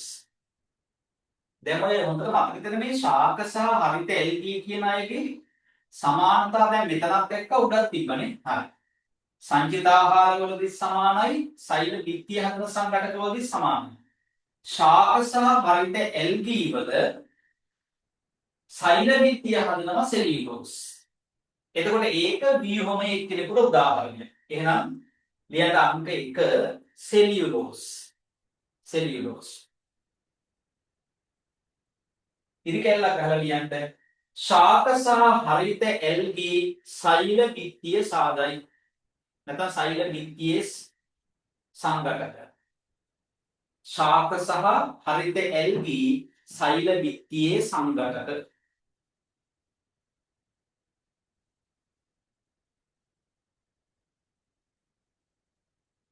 ශාක සහ හරිත ඇල්ගී සෛල බිත්තියේ සංඝටක.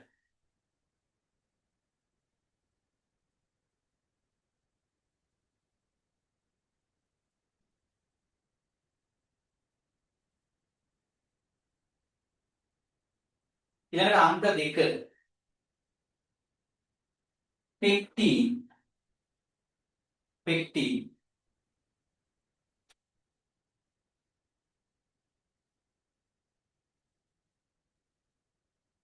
ඉරි කැල්ලක් අහලා ලියන්න. ශාක පටකවල මධ්‍ය සූස්තරයේ සංඝටක. ශාක පටකවල මධ්‍ය සූස්තරයේ සංඝටක.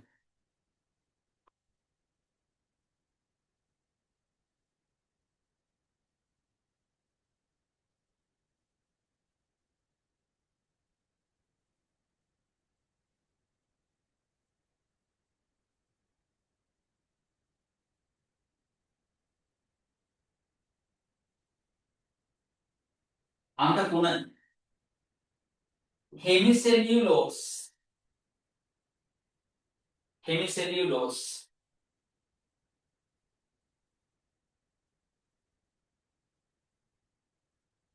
ලියන ශාක සෛල බිත්තියේ සංඝටක.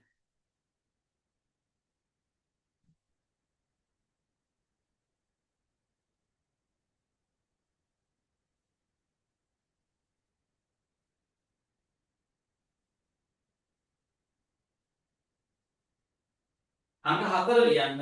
කයිටින්. කයිටින්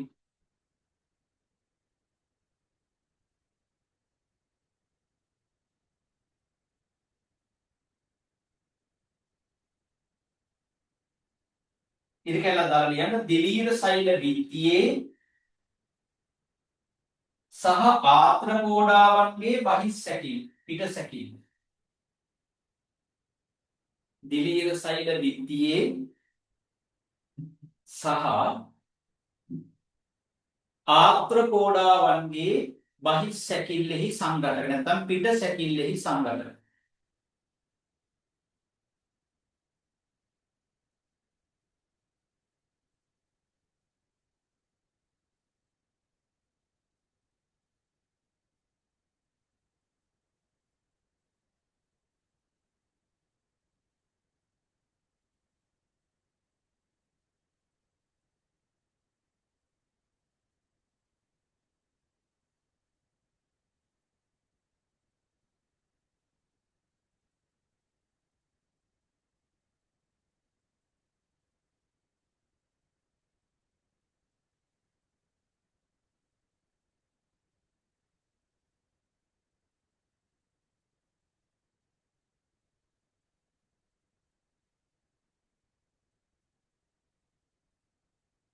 හරි. ඒ කතාව එතනින් ඉවරයි. අර එක කොටසක් තියෙනවා මේ පොලිස් හැකරයිඩවල ජල විච්ඡේදනය කියන මාතෘකාව. අර පොලිසැකරයිඩ් ටිකේ දා පොඩි මාතෘකා දෙකක් ඉතුරු වුණානේ.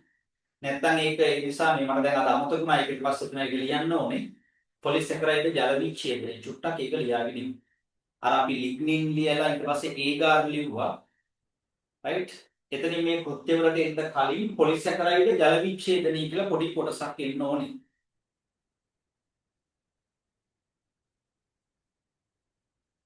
ලියන්නකො මාතෘකාව පොලිසැකරයිඩ් ජල විච්ඡේදනය. ඕනනම් ඔතනින් එතෙන්ට තරුවක් දාලා ඒක සම්බන්ධ කරන්න. පොලිසැකරයිඩ් ජල විච්ඡේදනය.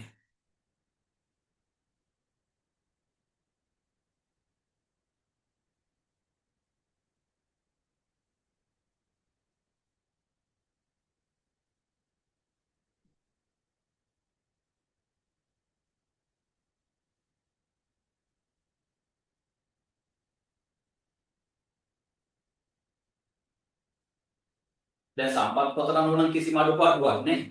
ඒක එහෙම එකක් ඇත්තෙත් නැහැ. පැහැදිලි නේ? නමුත් දැන් අපි අර මතකද මොනොසැකරයිඩ් එක වලින් අපි ඩයිසැකරයිඩ් හැදෙනකොට කිව්වා ග්ලූකෝස් අණු දෙකක් එකතු වෙලා මෝල්ටෝස් හැදෙනවා. අපි ඊතල දාගත්ත ප්‍රත්‍යවර්ත විදිහට. මොකද මෝල්ටෝස් නැවත බිඳ වැටෙන්න පුළුවන් මොනවා බවටද? ග්ලූකෝස් අණු දෙකක් බවට. පැහැදිලිද? අපි එතකොට මේ ඩයිසැකරයිඩ් වල ජල විච්ඡේදනය ලිව්වා නේද? කියලා ඉගෙන ගත්තානේ. හරි. දැන් අපි පොලිසැකරයිඩ් වල බලමු. පොලිසැකරයිඩ් ජල විච්ඡේදනය.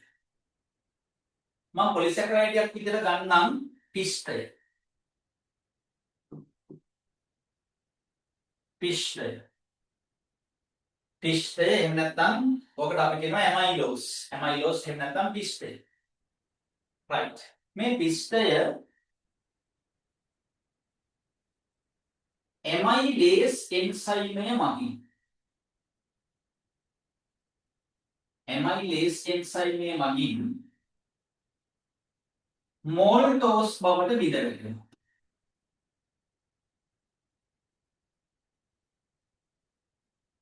ඔය මෝල්ටෝස්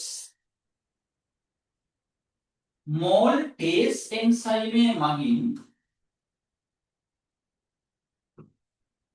ග්ලූකෝස් බවට බිඳවැටෙනවා.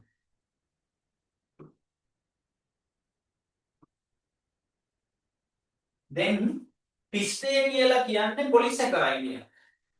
එතකොට ග්ලූකෝස් වගේ අණු දහස් ගණනක් එකට බැඳලා තියෙන බහු අවයවයක. හැබැයි ඇමයිලේස් එන්සයිමයෙන් මෙයා කඩනවා කෑලි දෙකේ ඒව බවට. දැන් අපි ගත්තොත් පිෂ්ඨය මේ වගේ තියෙන්නේ. ඔන්න පිෂ්ඨය. මේ තියෙන පිෂ්ඨය. ඇමයිලේස් එන්සයිමය කරන්නේ මේවා මෙන්න මෙහෙම බවට කඩනවා. දෙන්න ජෝඩි ඉන්න බවට කඩනවා. දැක්කද? ඇමයිලේස් වලින් කරේ ඒක. ඊට පස්සේ මෝල්ටේස් එන්සයිමය කරන්නේ මේවා ආයේ කඩලා තනියම බවට පත් කරනවා. ඔන්න ග්ලූකෝස් අණු මොනොසැකරයිඩ් බවට පත්. දැන් පිෂ්ඨය කිව්වේ පොලිසැකරයිඩ්. මේ පොලිසැකරයිඩ් මත එන්සයිම ක්‍රියාකාරී වුණා ඩයිසැකරයිඩ් බවට බිඳ වැටුණා. මේ දිනේ ඩයිසැකරයිඩ්. ඒ ඩයිසැකරයිඩ් මත තවදුරටත් එන්සයිම ක්‍රියා කරා මෙන්න මොනොසැකරයිඩ් බවට බිඳ වැටුණා.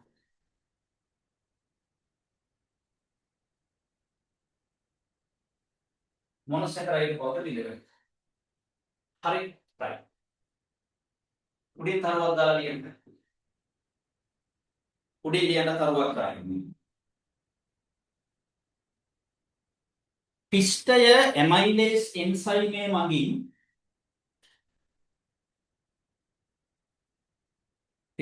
ඇමයිලේස් එන්සයිමය මගින්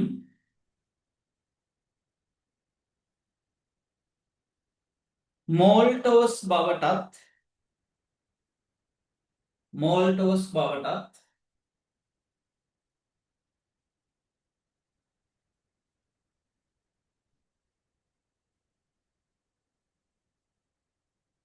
ඒකටම ලියන්න.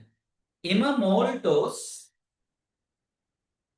මෝල්ටෝස්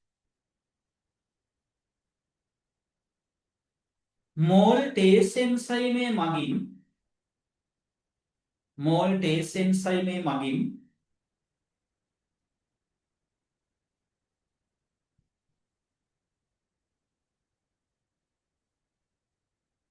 ජල විච්ඡේදනය වේ. ජල විච්ඡේදනය වේ.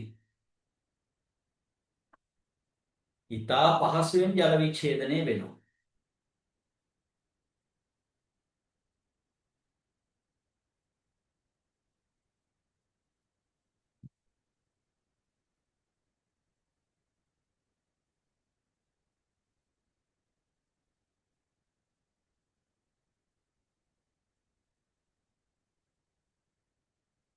දැන් මේක ලියාගන්න.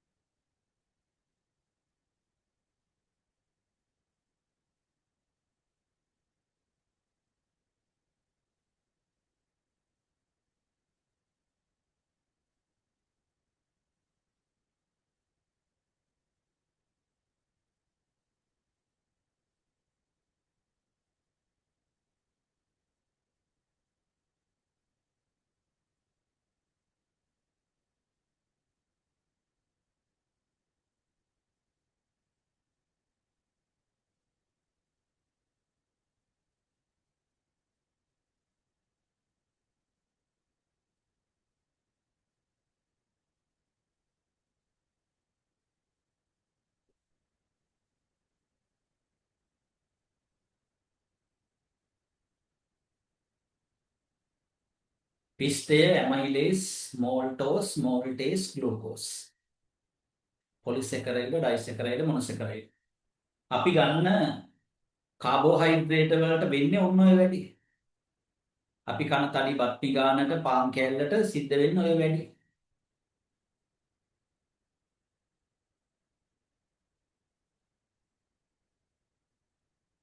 හරිද? හරි සර්. ආ. අර ඔක්සිකරණය, ඔක්සිහරණය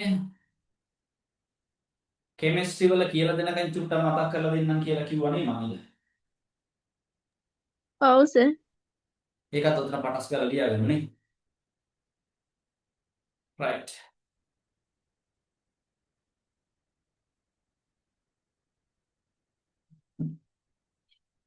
අපි ඒකට මෙහෙම වැඩක් කරමු.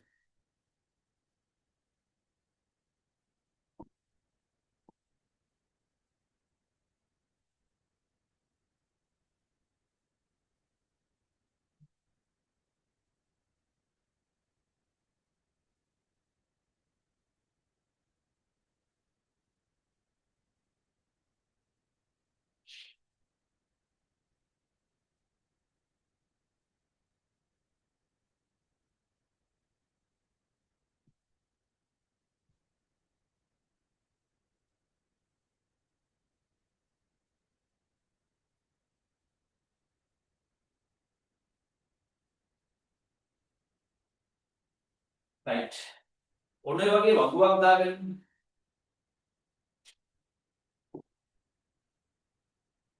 මෙතන ලියන්න ඔක්සිකරණය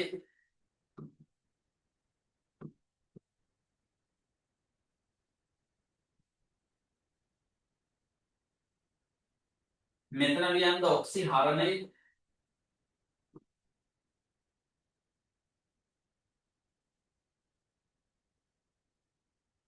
මෙතන දාගන්නකො ඔක්සිජන් කියන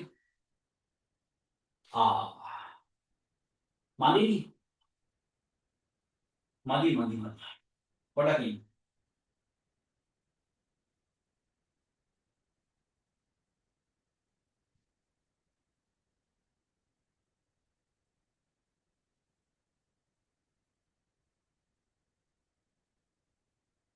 පොඩ්ඩක් අපහැදිලි නේ.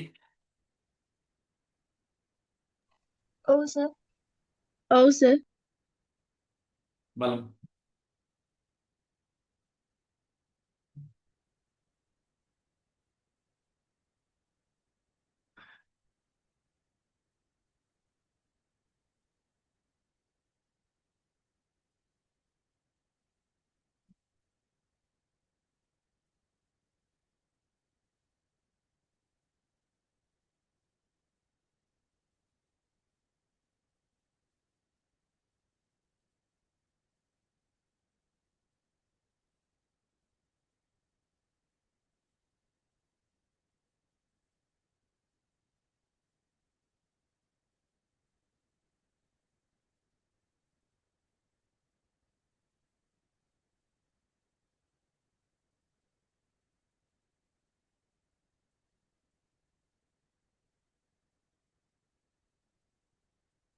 මේකේ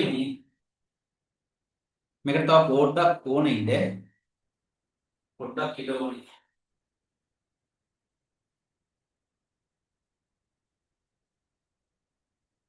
පොඩ්ඩක් ඕනේ.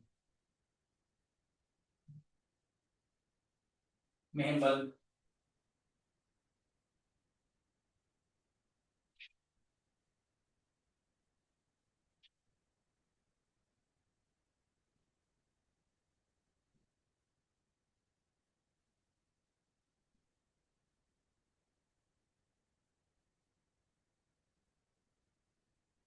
දැන් අපි හැදෙන්නේ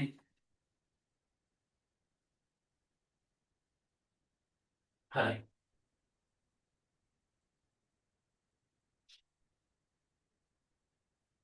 අපි හැදෙන පොඩ්ඩක් කියන්න.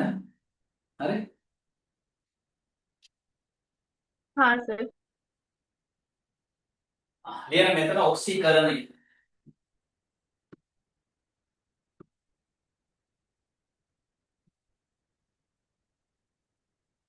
මෙතන ලියන්න ඔක්සිහරණය.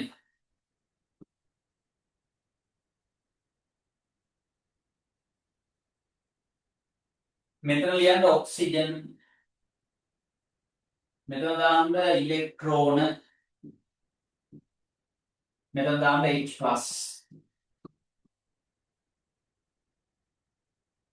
H+.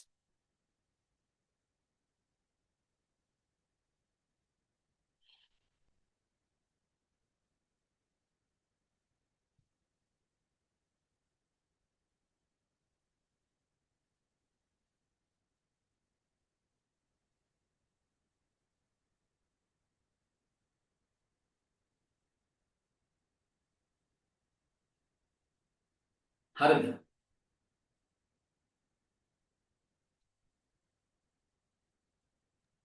හරි සර්. දැන් හොඳට තේරුම් ගන්න.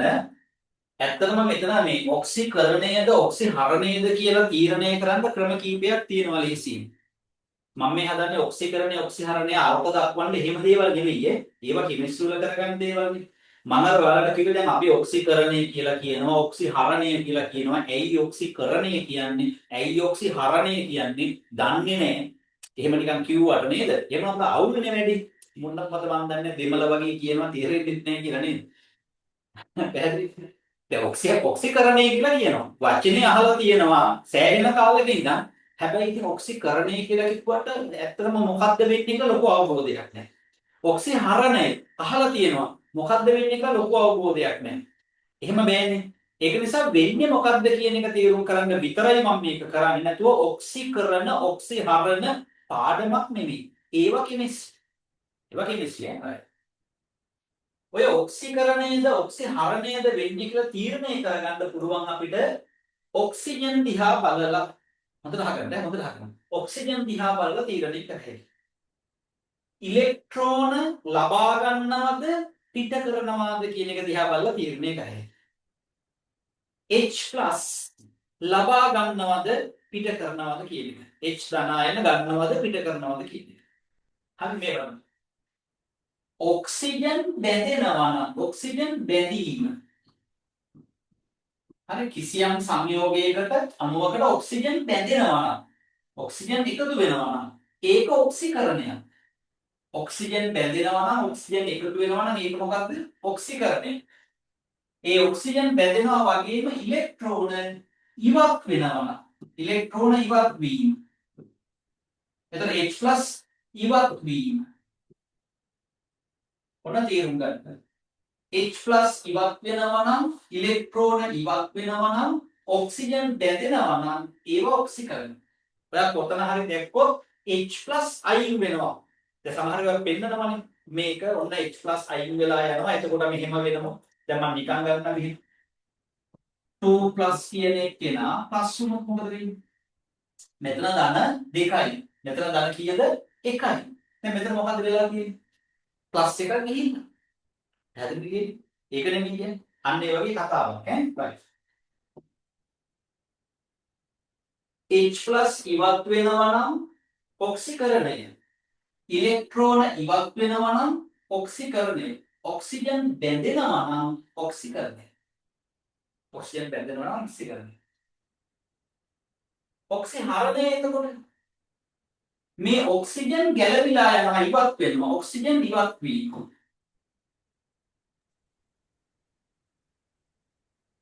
ඔක්සිජන් ඉවත් වීම.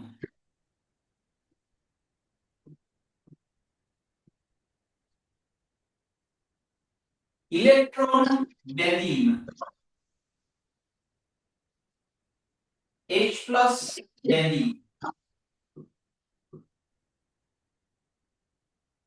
ඔය ඔන්න ඔය තුන් දෙනා දිහා බලලා ඒගොල්ලෝ බැඳිනාද ඉවත් වෙනවද කියන එක දිහා බලලා වෙන්නේ ඔක්සිකරණයක්ද ඔක්සිහරණයක්ද කියලා තීරණය කරන්න පුළුවන්. ලියගන්න ඔය ටික. මම ඊට පස්සේ අපේ පාඩමට අදාළ උදාහරණයක් අරගෙන මේක පෙන්නලා දෙන්න. දැන් අපේ පාඩමේ අපි කතා කරා මතකද ඔක්සිහාරක සීනි. මතකද කතා කරා ඔක්සිහාරක සීනි. ඒක තමයි. ඔව් සර්. සීනි. කොහොමද બોලේ ඔක්සිහාරක සීනි හැදෙන්නේ? අන්න ඒක දැන් අපිට බලන්න පුළුවන් මේ වගුව ලියාගෙන මේ ඔස්සේ බලමු කොහොමද එයා ඔක්සිහාරක සීනි වෙන්නේ කියලා. එතකොට පොඩි අවබෝධයක් එනවා ඒ ඇති අපේ වැඩ ටිකට ඉතුරු ටික කෙමිස්ට්‍රි සර් කෙමිස්ට්‍රි පන්තිදී බලන්න.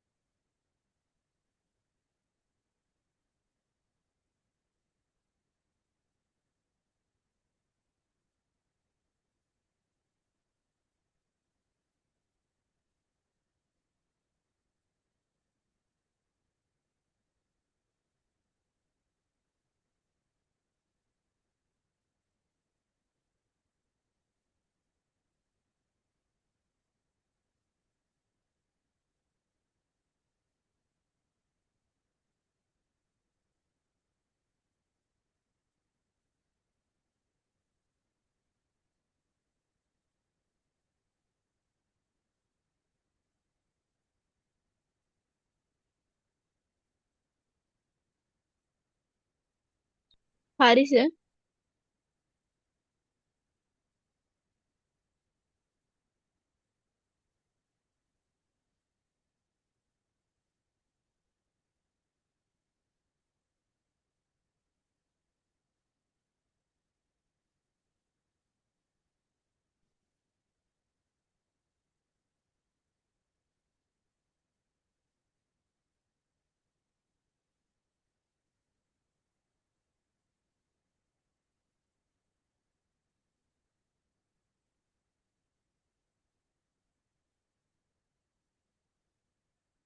හරි.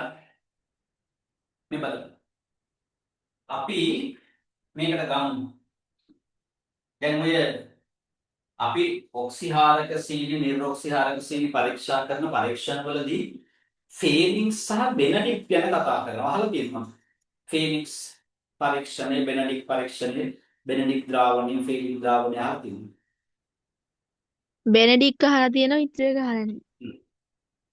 ඔය ෆේනික්ස් බෙනඩික්ට් දෙන්නගෙම කොපර් සල්ෆේට් තියෙනවා. මම මේ ප්‍රැක්ටිකල් වලදී කියලා දෙන්නම්. මේ කොපර් සල්ෆේට් තියෙනවා කොහොමද වෙන්නේ? මේ ප්‍රැක්ටිකල් එක කරන හැටි. හරිද? මම මේකෙන් කොපර් සල්ෆේට් කතාව විතරක් අරගන්නම්. ඔයාලට පොඩි අයිඩියා එකක් එකකින් ගන්න පුළුවන්. මේ ද්‍රාවණවල කොපර් සල්ෆේට් තියෙනවා. අපි ජලීය කොපර් සල්ෆේට් ද්‍රාවණයක් කරනවා. ජලීය කොපර් සල්ෆේට්. ඕකනේ ජලීය කොපර් සල්ෆේට්. මෙයාගේ තියෙනවා මෙයා තුල තියෙනවා කොපර් ධන දෙක ආයෙන. එතකොට SO4 ඍණ. කොහොමද තියෙන්නේ? Copper sulphate. මෙයාගේ දැන් ඔන්න කොපර් ධන දෙක ආයෙන තියෙනවා. දැන් මෙහෙම දෙයක් වෙනවා ඕනේ. මේක ගැන හිතන්න. ඔක්සිකරණය ඔක්සිජන් බැඳෙන එක ඉලෙක්ට්‍රෝන ඉවත් වෙන එක H+ ඉවත් වෙන එක. ඔක්සිහරණය ඔක්සිජන් ඉවත් වීම ඉලෙක්ට්‍රෝන බැඳීම H+ බැඳීම. දැන් ජලීය කොපර් සල්ෆේට් වල මොනවද තියෙන්නේ? අපි ගෝ කොපර් ධන දෙක තියෙනවා. මෙන්න මෙයා ඉන්නේ. දැන් ඊළඟට අපි කරන්නේ සීනි දාලා රත් කරනකොට සීනි ද්‍රාවණය දාලා රත් කරනවා. සීනි දාලා රත් කරනවා. හරි අන්න සීනි දාලා රත් කරනකොට මේ සීනි ද්‍රාවණයෙන් ඉලෙක්ට්‍රෝන අරගෙන මෙන්න මේ කොපර් ධන දෙක ඉලෙක්ට්‍රෝන අරගෙන එයාපත් වෙනවා කොපර් ධනවල. හරි මෙතන ධන ආරෝපණ දෙකයි ඉලෙක්ට්‍රෝනයක් කියන්නේ ඔයා දන්නවා ඍණ ආරෝපණය. හරි එතකොට +1යි ඉතුරු වෙන්නේ. දැන් මේ කොපර් ධන දෙක මේ කොපර් ධන බවට පත් වෙන්න 2+ අතන ප්ලස් බවට පත් වෙන්න මේ ඉලෙක්ට්‍රෝන දුන්නේ කවුද? ඉලෙක්ට්‍රෝන දුන්නේ කවුද? ඉලෙක්ට්‍රෝන දුන්නේ සීනි ද්‍රාවණය. ඉලෙක්ට්‍රෝන දෙන්නේ කවුද? සීනි ද්‍රාවණය. සීනි ද්‍රාවණයේ ඉලෙක්ට්‍රෝන දීලා මොකද්ද මේ උනේ? මොකද්ද මේ උනේ? හොඳට බලමු. ඉලෙක්ට්‍රෝන බැඳීමක් උනේ. ඉලෙක්ට්‍රෝන බැඳීමක්. ඒ කියන්නේ මොකද්ද වෙලා තියෙන්නේ එතන? ඔක්සිකරණයක්ද හරණයක්ද? හරණයක්. ඉලෙක්ට්‍රෝන බැඳීමක් නම් උනේ ඔක්සිහරණයක්. ඔක්සිහරණයක් උනේ. හොඳට තේරුම් ගන්න. ඉලෙක්ට්‍රෝන සීනි ද්‍රාවණය ඉලෙක්ට්‍රෝන දුන්නා මේ වැඩේ. සීනි ද්‍රාවණයේ ඉලෙක්ට්‍රෝන දීලා ඔක්සිහරණයක් කරා. ඔක්සිහරණය සිදු කරන්න ඉලෙක්ට්‍රෝන දුන්න මෙන්න මේ සීනි ද්‍රාවණය අපි හඳුන්වනවා මොන සීනි කියලාද? ඔක්සිහාරක සීනි. ඔන්න දෙක. ඔන්න ඔක්සිහාරක සීනි. right දැන් වෙන්නේ මේ කොපර් ඉන්නවනේ මේ කොපර් ඊට පස්සේ කොපර් ඔක්සයිඩ් හදනවා. මේ කොපර් ඔක්සයිඩ් කියලා කියන්නේ රතු පාට අවක්ෂේපය. මේ කොපර් ඔක්සයිඩ් රතු පාට අවක්ෂේපය.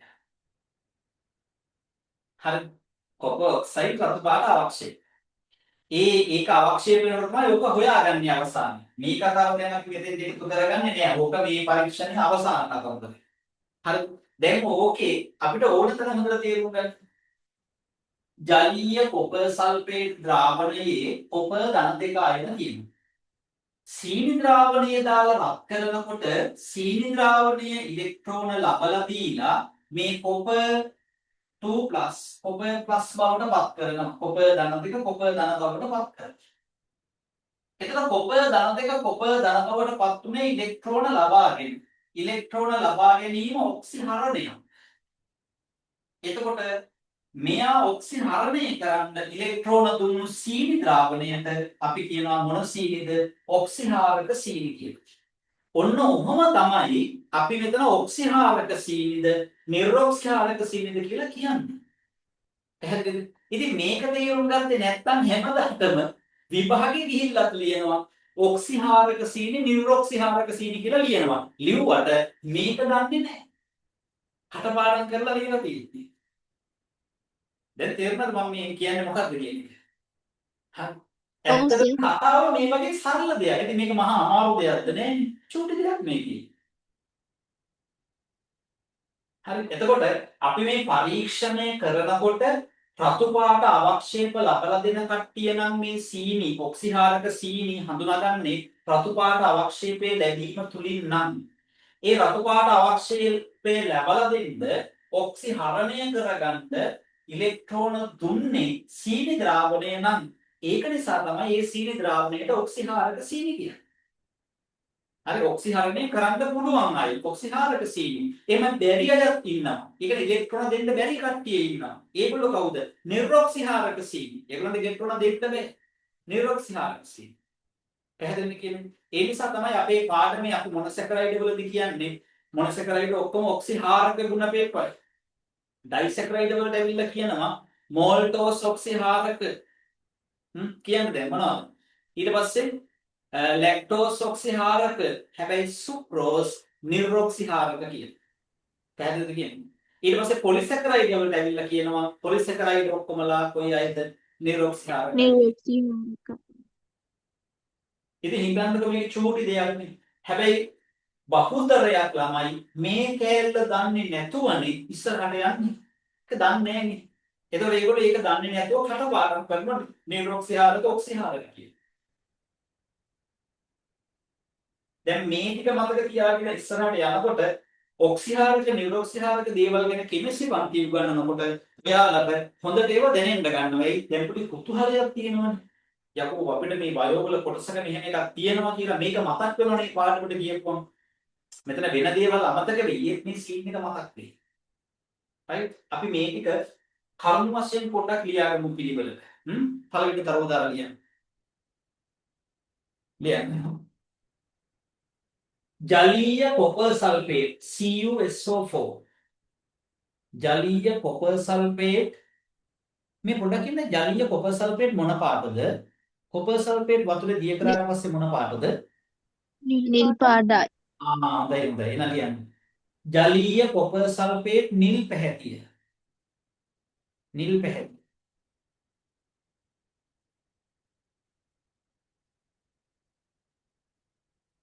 ඊළඟ තරුව. එහි Cu ධන දෙක අයන පවතී.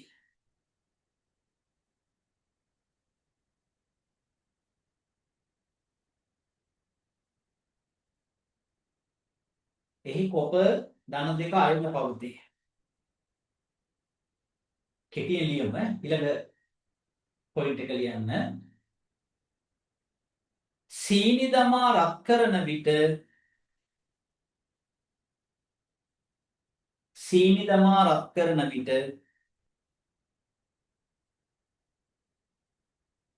එම සීනි ද්‍රාවණයෙන් ඔක්සිජන් ලබාගෙන සීනි දමා රත් කරන විට එම සීනි ද්‍රාවණයෙන් ඔක්සිජන් ලබාගෙන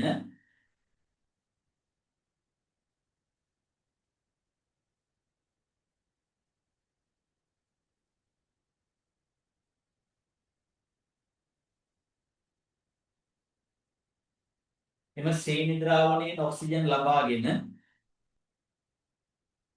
මේ ඔක්සිජන් නෙවෙයි මොනවද? සීනි ද්‍රාවණයෙන් ටකල කියන්නේ ඉලෙක්ට්‍රෝනනේ ගන්න. ඉලෙක්ට්‍රෝන. සීනි ද්‍රාවණයෙන් ඉලෙක්ට්‍රෝන ලබාගෙන එම සීනි ද්‍රාවණයෙන් ඉලෙක්ට්‍රෝන ලබාගෙන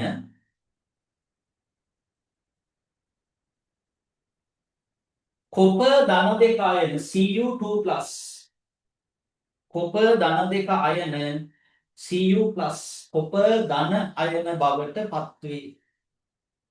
නැත්නම් කොපර් ධන අයන බවට මොකක් වේද? ඔන්න ලියන්න පුළුවන් වචන. ඔක්සිහරණය වේ. එහෙම ලියමු. කොප ධන 2 ආයන කොප ධන ආයන බවට ඔක්සිහරණය වේ. ඔක්සිහරණය වේ.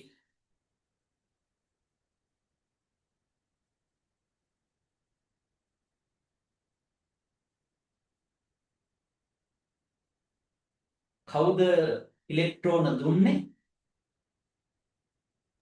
ස්ථීර ද්‍රාවණය. සීනි ද්‍රාවණය. මේ සීනි ඔක්සිහරණ වැඩේ කරන්න ඉලෙක්ට්‍රෝන දුන්නේ සීනි ද්‍රාවණය. ලියමු ඊළඟ තරුව. ඉලෙක්ට්‍රෝන ලබා දී ඔය ඉලෙක්ට්‍රෝන කියන එකට ඊ අකුර දාලා ලියන්න පුළුවන් නේ. කෙටියෙන් ලියන්න පුළුවන් එහෙනම්. ඉලෙක්ට්‍රෝන ලබා දී ඔක්සිහරණය කළ බැවින් ඉලෙක්ට්‍රෝන ලබා දී ඔක්සිහරණය කළ බැවින්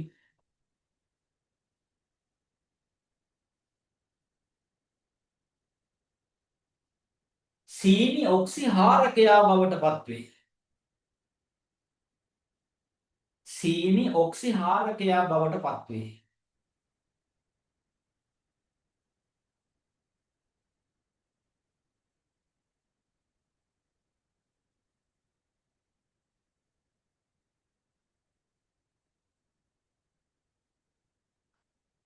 එබැවින් ඒවා ඔක්සිහාරක සීනි වේ.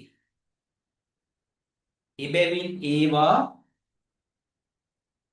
ඔක්සිහාරක සීනි වේ.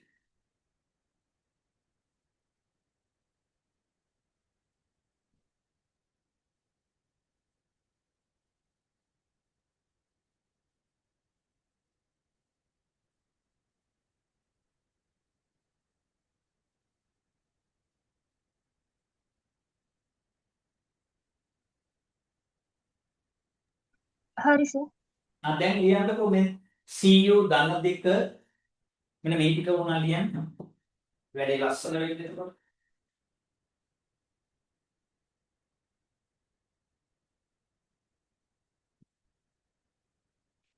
ඔන්න ඔය ටික ලියන්න.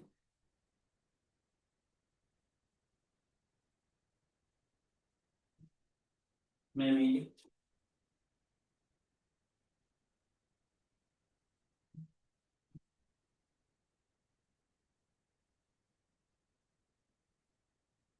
ඉලෙක්ට්‍රෝන ඍණාරෝපිතයි කියලා දන්නවනේ තින්නේ.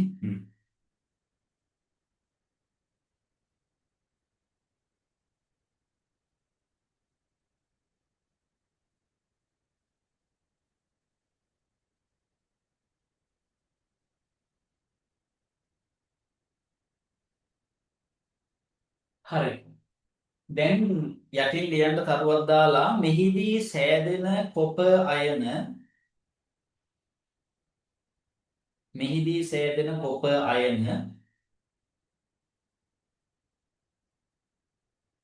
ඔක්සයිඩයක් සාදයි.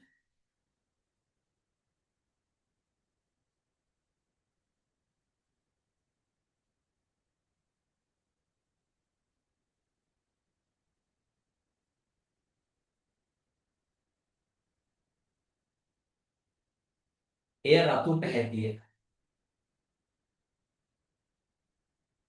රතු පැහැදිය.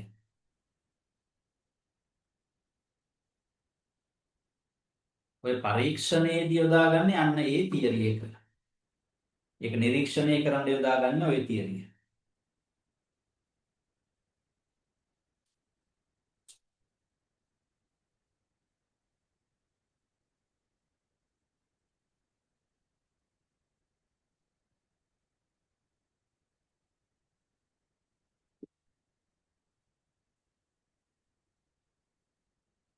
යටින් තව තරුවක් දාලා ලියන්න. ඔක්සිහාරක සීනි හඳුනා ගැනීමට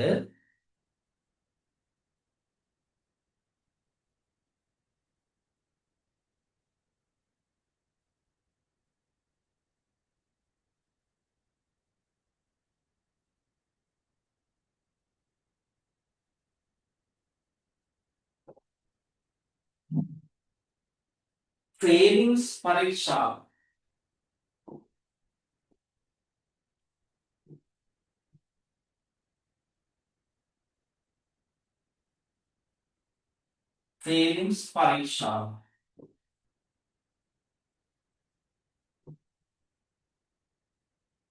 තමා බෙනඩික් පරීක්ෂාව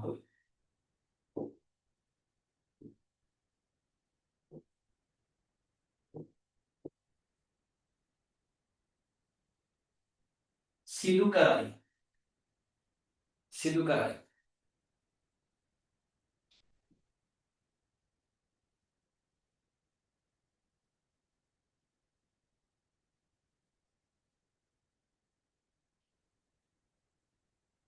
මෙම ද්‍රාවණ දෙකේම කොපර් සල්ෆේට් පවතී CuSO4. මෙම ද්‍රාවණ දෙකේම කොපර් සල්ෆේට් පවතී CuSO4. මෙම ද්‍රාවණ දෙකේම කොපර් සල්ෆේට් පවතී.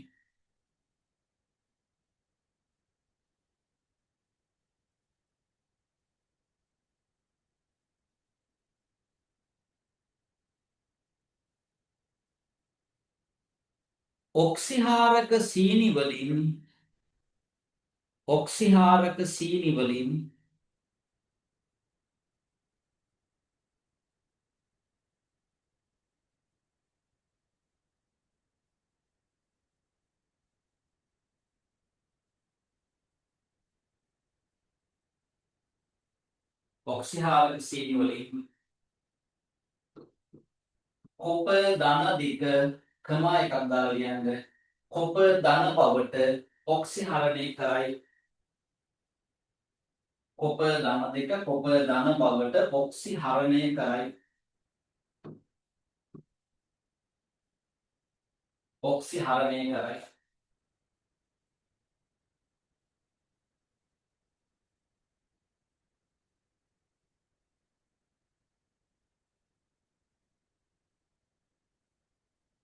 එවිට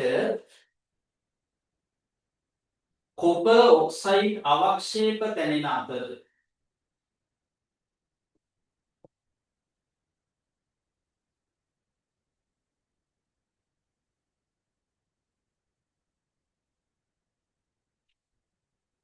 ඔක්සයිඩ් අවක්ෂේප තැනෙන අතර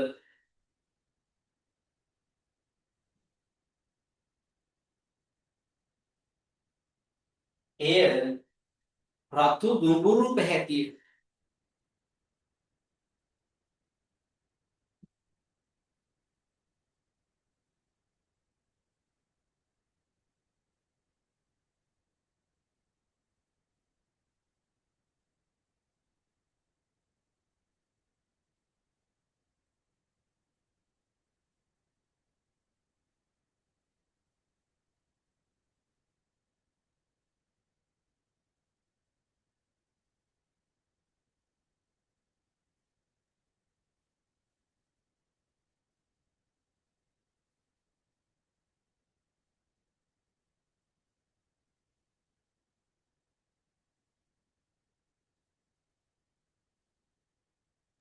හරි සර්. හරිනේ.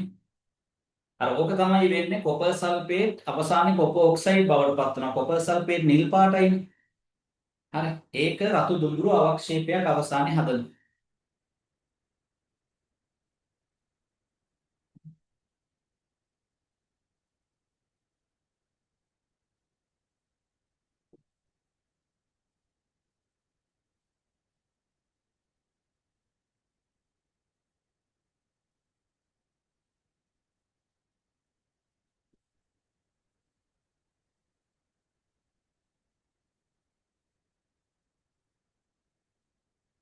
මේක නිල් පාටයි blue solution.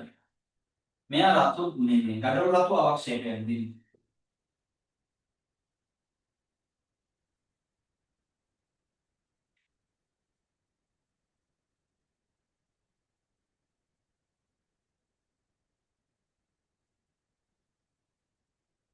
ඔන්න ලියාගන්න යන්න.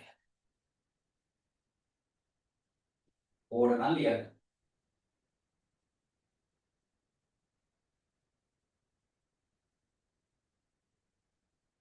මෙයා blue solution එක. කොපර් සල්ෆේට් අපි පටන් ගත්ත යා නිල් පාටයි කියන්නේ. අවසානයේ කොපර් ඔක්සයිඩ් දෙනකොට යා ගඩොල් රතු අවක්ෂේපය.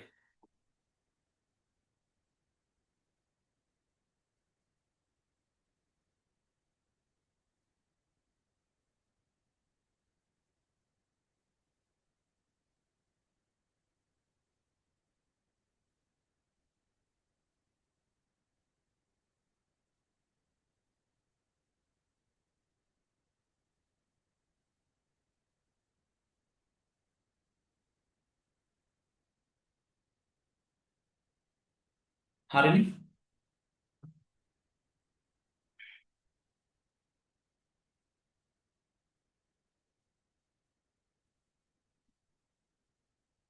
හරි දැන් එතකොට මේක හරිද? ඔව් සර්. right. කාබෝහයිඩ්‍රේට් කොහොමද ඉවරයි? right. අනිත් ඒවට ආයි ලොකුවට ලිපිඩ වලට ලොකුවට වෙලාව යන්නේ නැහැ. ආපහු අපිට ටිකක් වෙලාව යනවා නියුක්ලික් අම්ල වලට. නියුක්ලික් අම්ල වලට හරි ටිකක් වෙලාව යනවා. right. මේ දැන් හරි. එතකොට ඔන්න ඔය ටික බලන්න.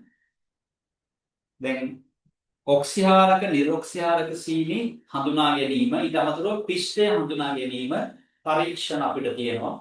පරීක්ෂණ අපි වෙනම ලියමු. හරිද? right. එහෙනම් ඊළඟ දවස් තුන ටික සාකච්ඡා කරමු. නේ? right. ආයුබෝවන් සර් good night. සර්.